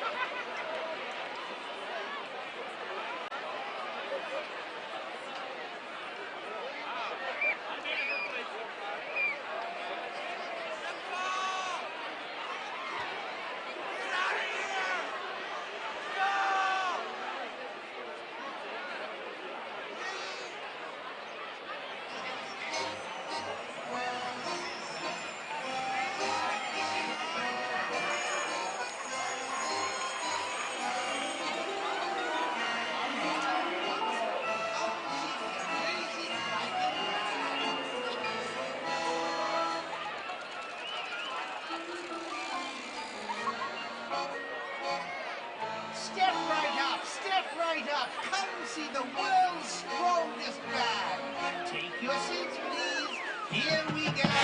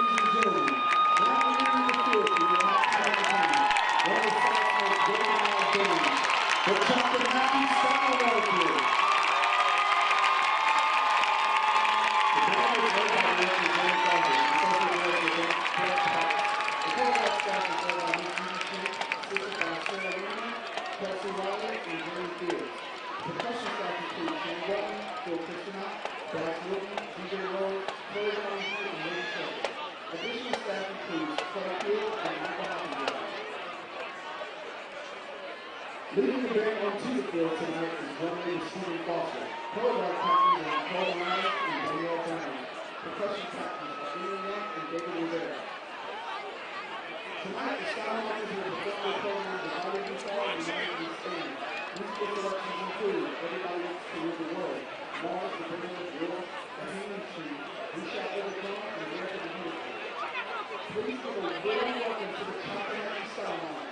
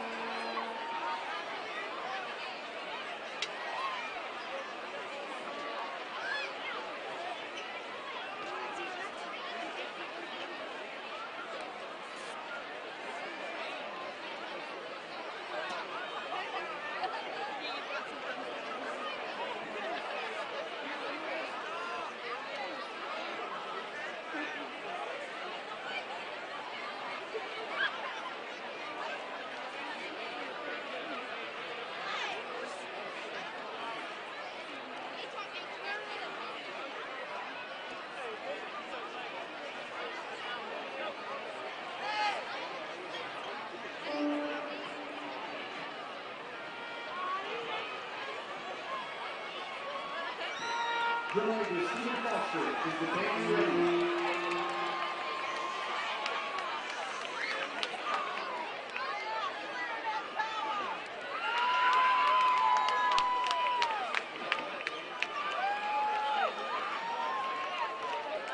Ladies and gentlemen, the Choctawhatchee Skywalkers.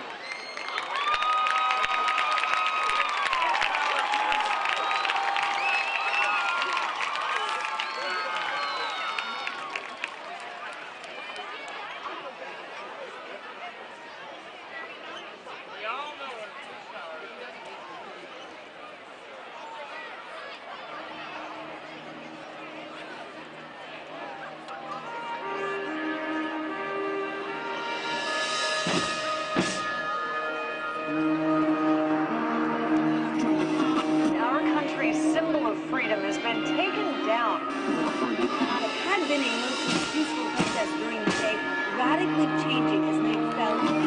There's one small group of protesters here. There are several hundred more coming up behind us. The arrests caught on tape and uploaded to YouTube. The real issue here is, are we still capable of governing ourselves?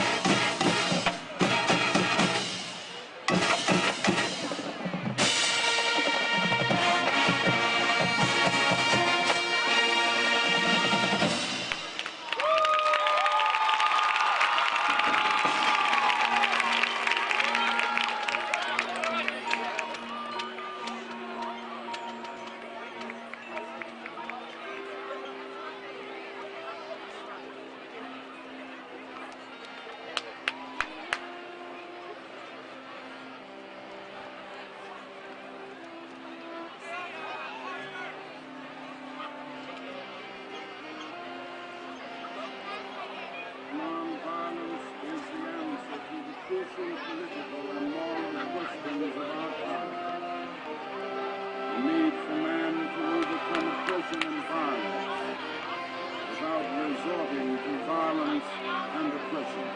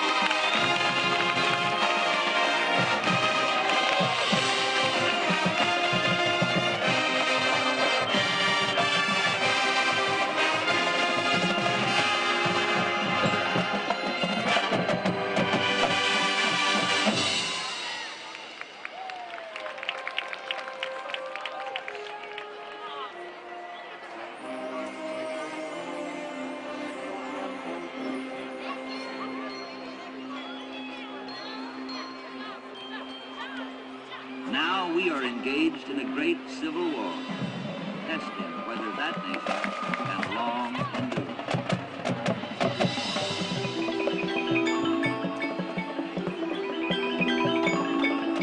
A house divided against itself cannot stand.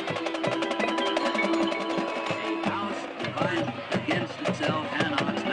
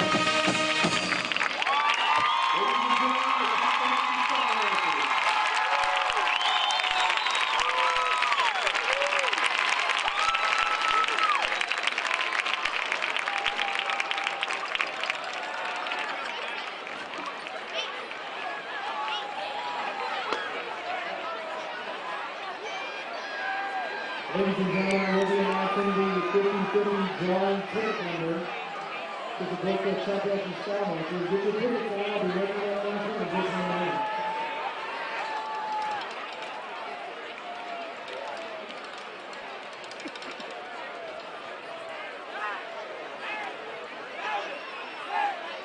All right, ladies and gentlemen, it's now time to announce the winning ticket number in the Choctawhatchee Skymarkers 50-50 drawing. Tonight's winner will take home $271, which he can collect at the trading place at the south end of the stadium. The winning ticket number tonight is 5966. Bunch, Charles Rickman for getting together and doing that. That was a lot of fun. 43-0 here at Joe Etheridge if you're just tuning in. Indians, all Indians. Yeah, they had a big first half. Fort Walton Beach contributed to that with a myriad of mistakes and turnovers. They, after their first possession, punted to Choctaw, and Choctaw returned it for a touchdown. And then the next 5 possessions went interception, interception, safety, interception, punt. And the Indians have not been shut out. They scored a field goal on their opening drive. Again, returned a punt for a touchdown, then had a touchdown after 4 plays, a touchdown after 12 plays, a touchdown after 2 plays, a touchdown after 3 plays, and a field goal after running 4 plays. I had it wrong in the first half. The Indians will kick to start the second half. Indians received to start the game. Mendoza will tee it near that right hash and will kick it toward Racetrack Road. Hats off to the chef. Yeah. Did a great job this year at the Chateau. Yeah, this is the final game of the never-ending buffet. We had a lot of guests tonight come in. We even had guests just to use the microwave, taking it the 4-yard line. I believe that's Bonner. And down he goes at the 23-yard line. Bonner's a big kid. He's a senior, 6'2", 200-pounder. Plays defense and offense, punts and returns, kicks, and does it all for the Vikings. Saw a tweet today from Coach John Lavin down at the state golf tournament. The Vikings were in second place with a few teams still out in the field for the opening day, it appears. So hats off to the Viking Linksters, of which I was one of the first 4 classes of that stuff. We had hickory shafts and gutta percha balls, and yeah, the old gutter. All right, new quarterback in for the Vikings. Chase Geisel.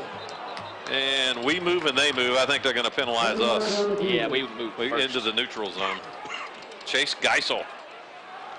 He took some snaps this year. He's thrown it 12 times, completed 6 of them for 64 yards. Has not had a touchdown. And they're going to back the Vikings up. That's who's taking over for quarterback.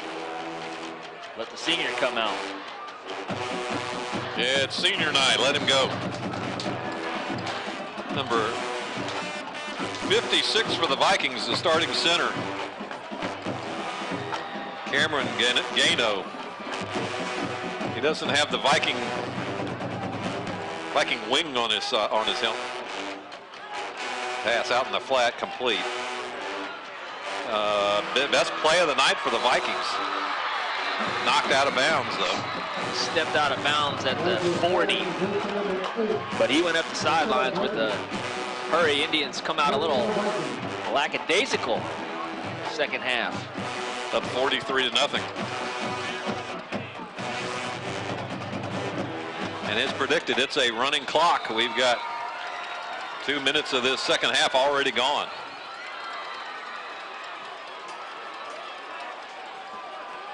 (28-3) Niceville over Crestview. So the Eagles doing their part. Geisel complete.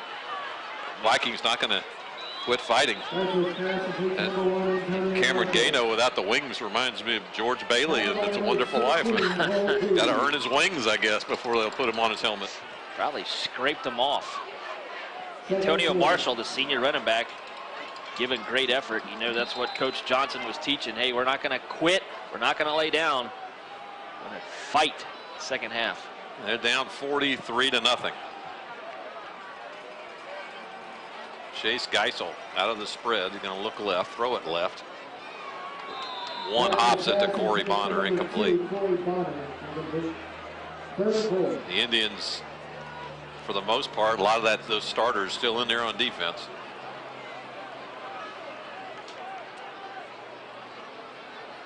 Third down now for the Vikings. Third down and 4 to go from their 46. Need to get to midfield.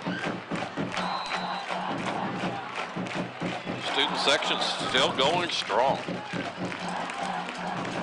Geisel, and he's going to go down in the backfield. We slap it down as he tries to get rid of it. He was in the grasp. Good Fourth job. down Vikings. Good job by Geisel to get that one off before he was sacked. And right now, Coach Tommy Johnson doesn't look like any special teams are coming in, or are they? Yes, they are. Maybe no, maybe not. Geisel's still in there looking at his wristband. Vikings are going for it. Fourth down, 4 to go from their own 46. Really and truly, it's not a bad call. Yeah. Manageable, 4th and short. Half the quarter is almost gone. 7 minutes to play. Geisel goes up to the line, taps somebody, barks some orders, and out of the spread. Looks left, throws back to his right. Is it complete? It appears to be. Is it enough? It was complete to Antonio Marshall. Ball's thrown low and away. He makes the catch. Tommy Johnson is right over it. They're not. It looks like it's going to be short. Almost hope it's good. Yeah, get something for these guys. First down, Indians, turnover on downs. So it bites them again. Let's see if we can call some numbers for the Indians who might be going out there. What about a quarterback? 20. Yep, haven't called his name yet. Juwan Taylor. The left-hander. Got the Richie Grant package, but let's don't do that. Because we don't want any injuries. This will be the first time he's taken a snap in varsity action this year. 6:45 at play in this running clock. Indians on top, 43-0. The largest ever margin of victory was the Indians last year, 42-0. Toss sweep left side, right side, Marquise Kane. First down, and then some. Number 3, Marquise Kane, ball carrier. Official timeout for water. So just like that, we have a water break here in the fourth quarter. This water break sponsored by Pediatrics of Okaloosa County. Listening online, it's the little Fayard clan. They had a soccer game tonight, won 4-3. Congratulations to Carson. Maddox and Zoe also listening in. So in the past 6 quarters, the Indians have outscored the Vikings 88-3. Haven't done an official count, but the Vikings have 22 seniors that they'll be losing. And with the transfer rules as what they are, could stand to lose more than 22. Certainly not what we want to see. You want to see your rivals compete. You want to beat them, but you want to. Yeah, you want to be competitive. It's good for everything. It absolutely is. Not real good. So Juwan Taylor at quarterback.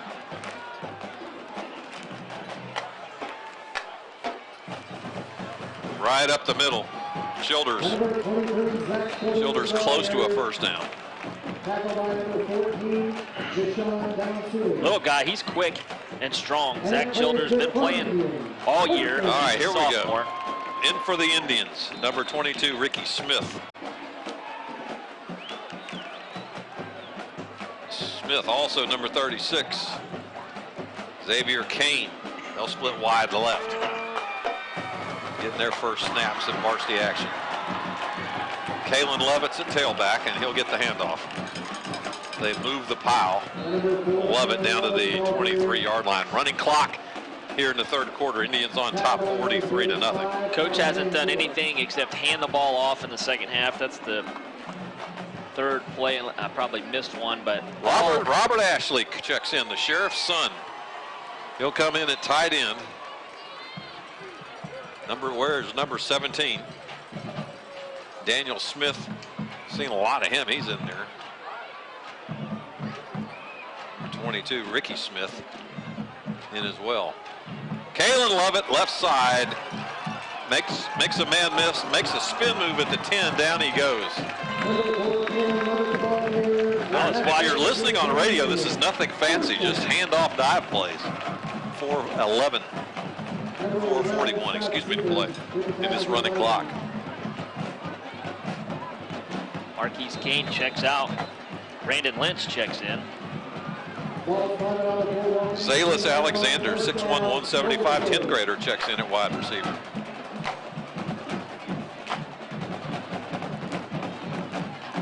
Alexander will split wide left. Along with him is Brandon Lynch. Out of the eye. Childers keeps going. Childers fights his way down to the 5-yard line. He's running it right up the A-gap. Fort Walton's blitzing a linebacker right at the A-gap. Xavier Kane comes in. Along with Ricky Smith. Ricky Smith, 6'3", 170-pound junior. DeAndre Hooks in there at right tackle. Getting Kalen Lovett some action. Might see him in the playoff run. Under center, toss sweep, right side to Lovett. Kalen Lovett puts the helmet down and scores touchdown. 49 to nothing. This will be the first time in the 45-year history that a 50 has shown up in the score column. 45 is the highest, I believe, last year. Mendoza in to attempt the point after, with the clock sprinting away here in the third. Good snap. Placement's up. Is the kick good? It looks good. It is good. Half 100, as Coach Spurrier would say, the old ball coach. About half 100 on him. We'll keep it right here. Let's merge into our prognostications and predictions for the week. I've got us both at 0-0. Clean slate. Let's start fresh. Good. Ole Miss at Auburn. You like Ole Miss? Auburn's head coach is down here right now. He doesn't have his mind on the game. I'm going with the upset. Going with the Auburn War Eagles. I'll take Ole Miss. Georgia and Florida, the cocktail party. I got to go with Rick. I just like him too much. And I did too. That's who I picked in the paper. I just think that's just they're going to win it. The matchup of directional schools in Louisiana, Monroe and Louisiana Lafayette. You like Southern Louisiana Korea? I want ooh la la. You want the Raging Cajuns? I'll take Monroe. Yeah, nice guys up there in Monroe. Notre Dame and Temple. The MAC. Now I'm going to tell you why. I'm going to tell you why I'm going to pick Temple. Matt Rule, their head coach, he played at Penn State while I was there. He was this long snapper, and he's my age. So I'm going to pull with the guy that I know, Matt Rule. In Kentucky and Tennessee. Tennessee at Kentucky is the first. Stoops. Give me Stoops, bro. Bro Stoops. Fighting Stoops. Bonner goes into the end zone with it, and he'll toss it over to the white hat. We'll have 1st and 10 from the 20 as this quarter races away. It is a minute 30 left in the third quarter, 50-0. I do have one story. It was 1979, and I was a second grader at Edwins Elementary.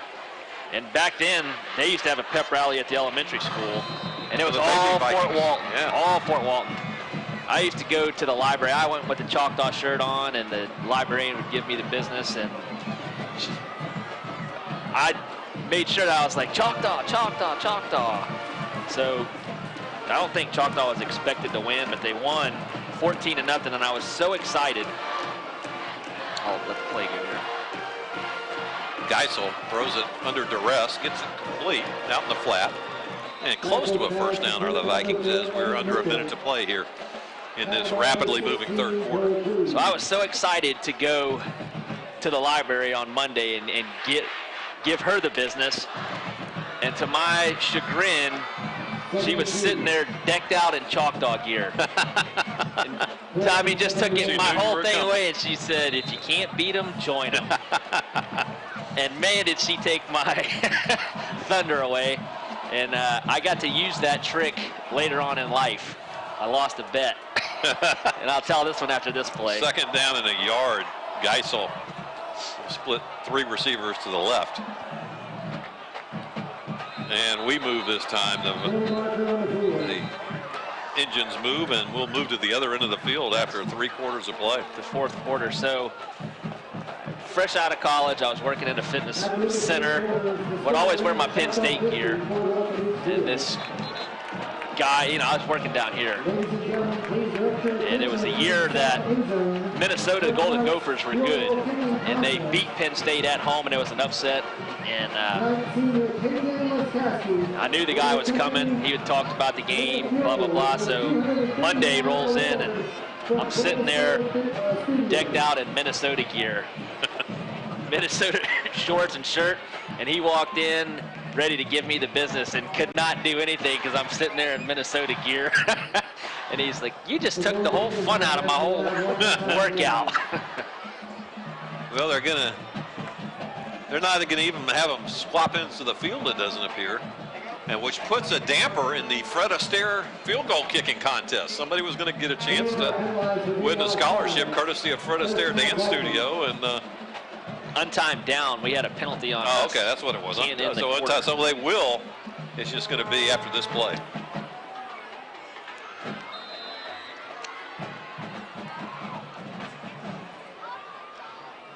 Geisel looking left, throwing left, incomplete. And that will do it for quarter number 3. So that'll do it for us as we go to the kicking contest for Fred Astaire at the end of 3 quarters of play. It's the Indians 50, Fort Walton Beach Vikings 0. We'll be back in 1 minute. You're listening to the Big Green Radio Network.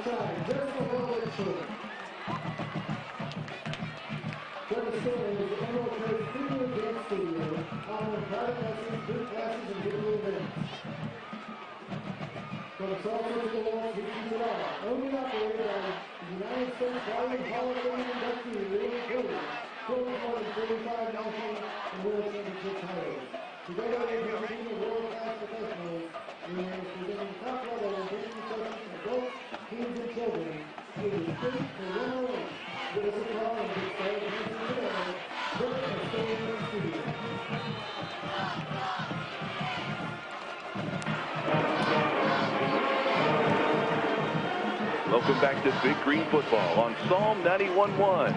2nd and 11 with a delayed draw, and that works well for Antonio Marshall. He goes out of bounds. Probably one of the best gains of the night for the Vikings. Determined not to get tackled. Give a shout out to the City League Gators, in particular Ben Harkins and the Viking Sam. Oh yeah, Thor we call him. And a shout out to the coach's parents, Dave and Pat Thomas up in North Carolina. Coach Thomas, your son, Coach Thomas, has done something that's never been done in this series, and that's hung half 100 on the opponent. That's it. It feels better to be the hanger than the hangee, you know. Out in the flat, left flat, complete. Across midfield, and down he goes. The first seconds tick away, the first 30 here. The Vikings cross midfield.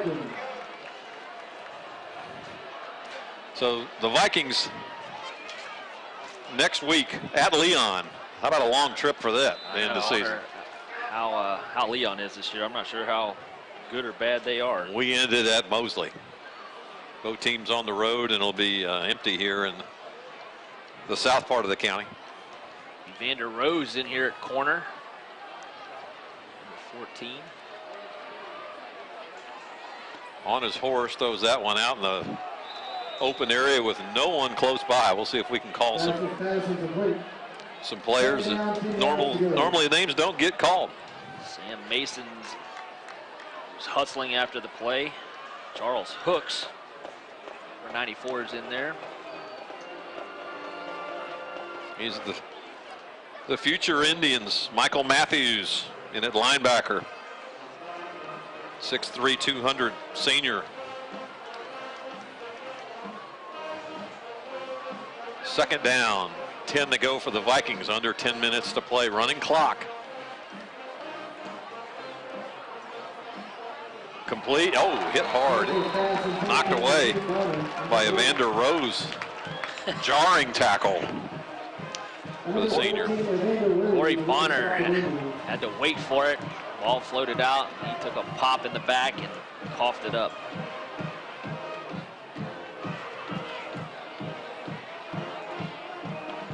Vikings huddling it up. 9 minutes, 15 seconds to play here in their last game in Okaloosa County. Both teams be on the road next week.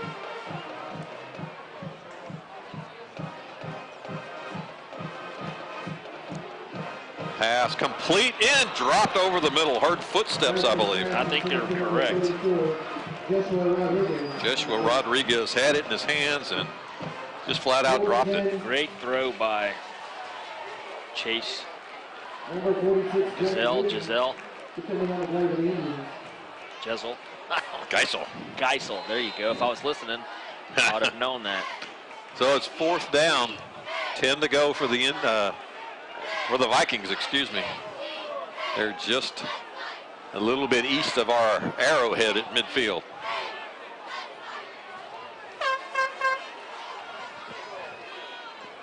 Geisel looking, throws it incomplete. 31-3 up at Niceville. So the Niceville Eagles having their way. And we'll see who's coming in for the Indians. Robert Ashley, again, we called him earlier, in at tight end. And here's one I've been waiting on a long time. Number 82, Evan Connor, the senior, started playing in 9th grade. Has never quit, never given it up. I believe this might be his first play. Wide receiver, son of Tom and Tracy Connor. He splits wide left, looks at the official, and he says, yep, you're good. 1st and 10. Indians out of the eye. Delay and a spin move for a couple yards. That's Elijah Davis, the 10th grader. 5'6", 150. Dalen Boyd checking in. Back into the game, Brandon Lynch. 2nd down, 9 to go for the Indians. 7 minutes, 4 seconds to play, leading 50-0 over the Vikings. Just trying to get this one over with nobody hurt.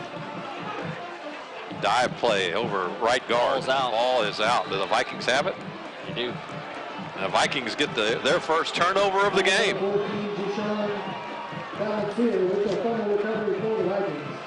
Juwan Balancier. That was the baby Indians. Balancier. His timeout for hydration was 6 minutes and 36 seconds to play. Again, thanks to the Dowd Law Firm, Mike Webster's law firm, Brian and Kim Pennington, or Bruno Trilogy, for those nice game day t-shirts the team got to wear today and this week. Made by Screen Print Designs for all your t-shirt needs. Look to Screen Printing Designs. And after the game, you're going to want to hang around for the presentation of the Mayor's Trophy by Rotary President Charles West from Fort Walton Beach Rotary Club. Where's that trophy? What a special night. I'm not sure the rules of engagement anymore, but this will make it 3 straight for the boys with the black helmets on. Finally got one last year for the first time. At the Riggs. What I affectionately call the tin can. It is a nice stadium, field turf. Served the Vikings well. You don't have to make that trip over here. Well, the Indians will live to play 2 more weeks. 1 on the schedule and 1 more added to it. We will go to Nice High School for a 7:30 Eastern kickoff. That'll be a week from Friday. I believe that's the 13th, huh? Yes, it is. Friday the 13th over at Nice High School. That's in Ponte Vedra. Fort Walton airing this one deep. Oh, if he'd have just stuck his hands out, I think Antonio Marshall would have had a chance to catch it. Get on the scoreboard. 50-0 here. It's been all engines all night. The fumble just minutes ago was the first turnover tonight for the Indians. I have to hook up with boys basketball coach Andy Thigpen and also girls basketball coach Don Brown and talk about their respective seasons. I know high hopes for the Lady Indians again this year. Nadia Fingal, the Stanford all-world commit to Stanford. Also Brittany Brown's sister, incomplete.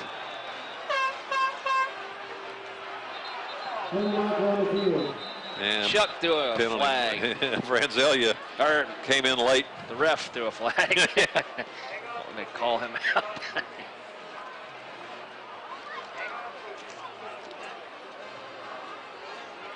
We'll sort this one out, and that's going to be it on the first. They're going to call pass interference on the Indians.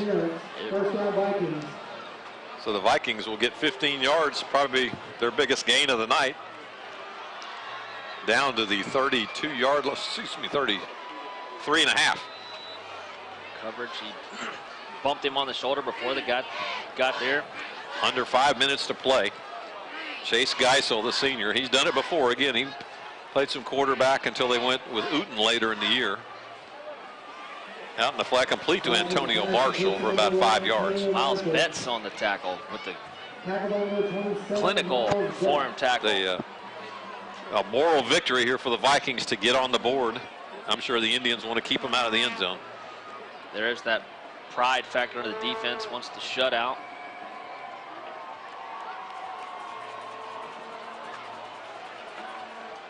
Wide left, Rashard Parker. To the right, Corey Bonner. Second down, 5 to go. Launch this one toward the end zone. 3 Indians and 1 Viking. That's not a good number. Antonio Marshall comes up wobbly. Joey White with the pass breakup. I think Antonio Marshall wishes he'd have stuck his hands out to catch that other one. He wouldn't have had that one. He got the worst end of that. He did make an effort for that one. 3 black shirts on top of him.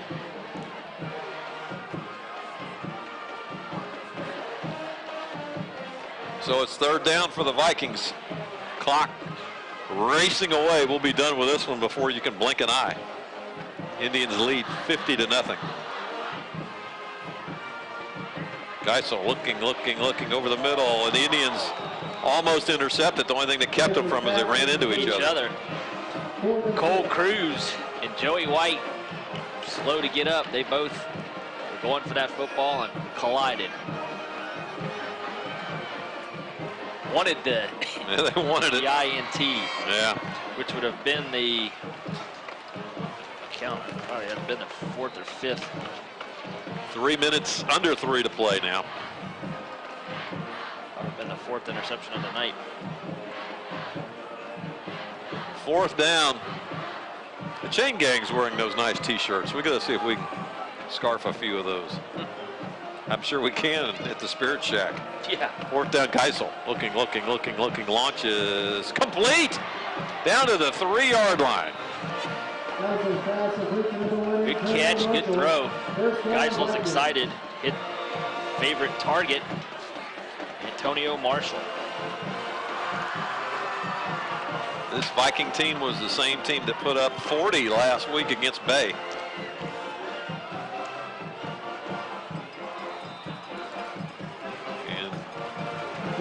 Joshua Rodriguez can't get his shoe fixed. I think he's got it now.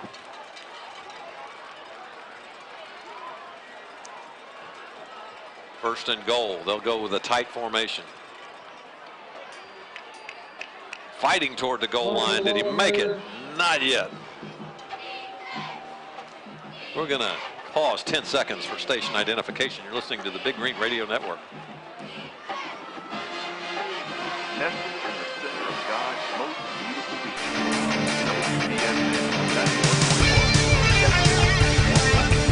From the 1, second and goal, Vikings. Oh, goal line stand. He keeps pushing. Does he get in?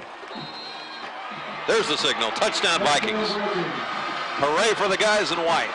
Student section still over there. Yeah. They get it in. They got the big American flag going, and it's 50-6. Now the Vikings gonna go for 2, and if they get it, onside kick. It will tie the greatest margin of victory for the Indians. 43 points last year. And they're going to take a timeout to talk about it. 55 seconds. Keep the extra point. Got something to think about. New offensive line this week with Jimmy Grace, Kevin Klein, Mark Pennington, Jason Godfrey, DeAndre Hooks, and we saw a little bit of Kalen Lovett at tailback. Yeah, that was a surprise of the night. Marquise Kane moving to some fullback. And Colby Dorsey doing his thing at tight end. Getting in the huddle, controlling the clock. Yeah, so we'll see where it goes. Again, the Indians on the road next week to Mosley, but not before they pick up the trophy here. Just handed out to the winner. It's been in the Choctawhatchee trophy case for the last 2 seasons. So we'll see if it has one more.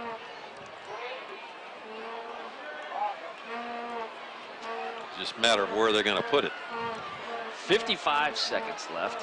Going to the left hash. The trophy, where they're going to put the trophy? Yeah. Probably back in the case. I tell you, he worked so hard, I'd put it in Dean Snaith's office for a little while. Let him in there when he, the Dean of Discipline, let him handle it. Vikings need one more player. They get him in. Come out. Split him wide left. 55 seconds, and he moved. It took him forever to get in the game, and he moved. I mean, he just had a timeout, and then they show up on the field with 10. Yeah. Fellas are disengaged. Yeah. Can't blame them. Well, it's been a great season here at home. Next season, looking forward to it as well, as we'll have the traditional rivals, Niceville, Crestview at home next year, along with some others. Geisel looking. Now he's going to run for his life to the right. Do we keep him out? No, he gets in. So it's 50-7.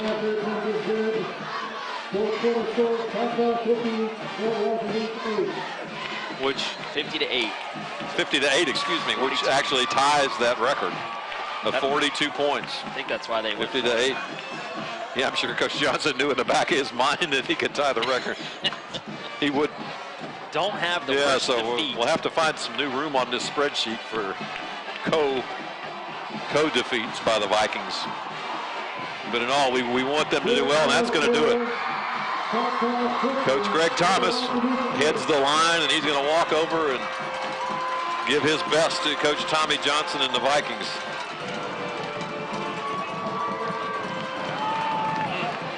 That's something. Here comes Coach Johnson. He's smiling. He's a gentleman. Along with some others out there. Coach Matt Coffey. What a career he had at Fort Walton Beach, Matt Coffey. You know, as hard as these guys play against each other and, quote, hate each other after this game, it's all fun. They like each other. Yeah, this was a well-played ball game. I mean, as far as both teams having class and trying as hard as they can, and it's a shame that it was so one-sided tonight. Hopefully, we do wish the Vikings the best and hope that they can get it turned around and get things back to the way that they've had Way in it the should past. be. Way it should Yep, be. Yep, yep. You're right. Well, again, the Indians win this one big. Vikings will have one more week, and they'll play at Leon next week. The Indians on the road at Panama City at Mosley High School out of Lynn Haven. Actually, the game is at Tommy Oliver Stadium. Kickoff is at 7 o'clock. Tune in at 6:40 for pregame. We'll do it then. So until next week, for Scotty Griffith back at the studio and Lionel Fayard here at the stadium, we're saying good night from number 45 in the series. The game number 45, Choctawhatchee 50, Fort Walton Beach Vikings 8. So long, everybody.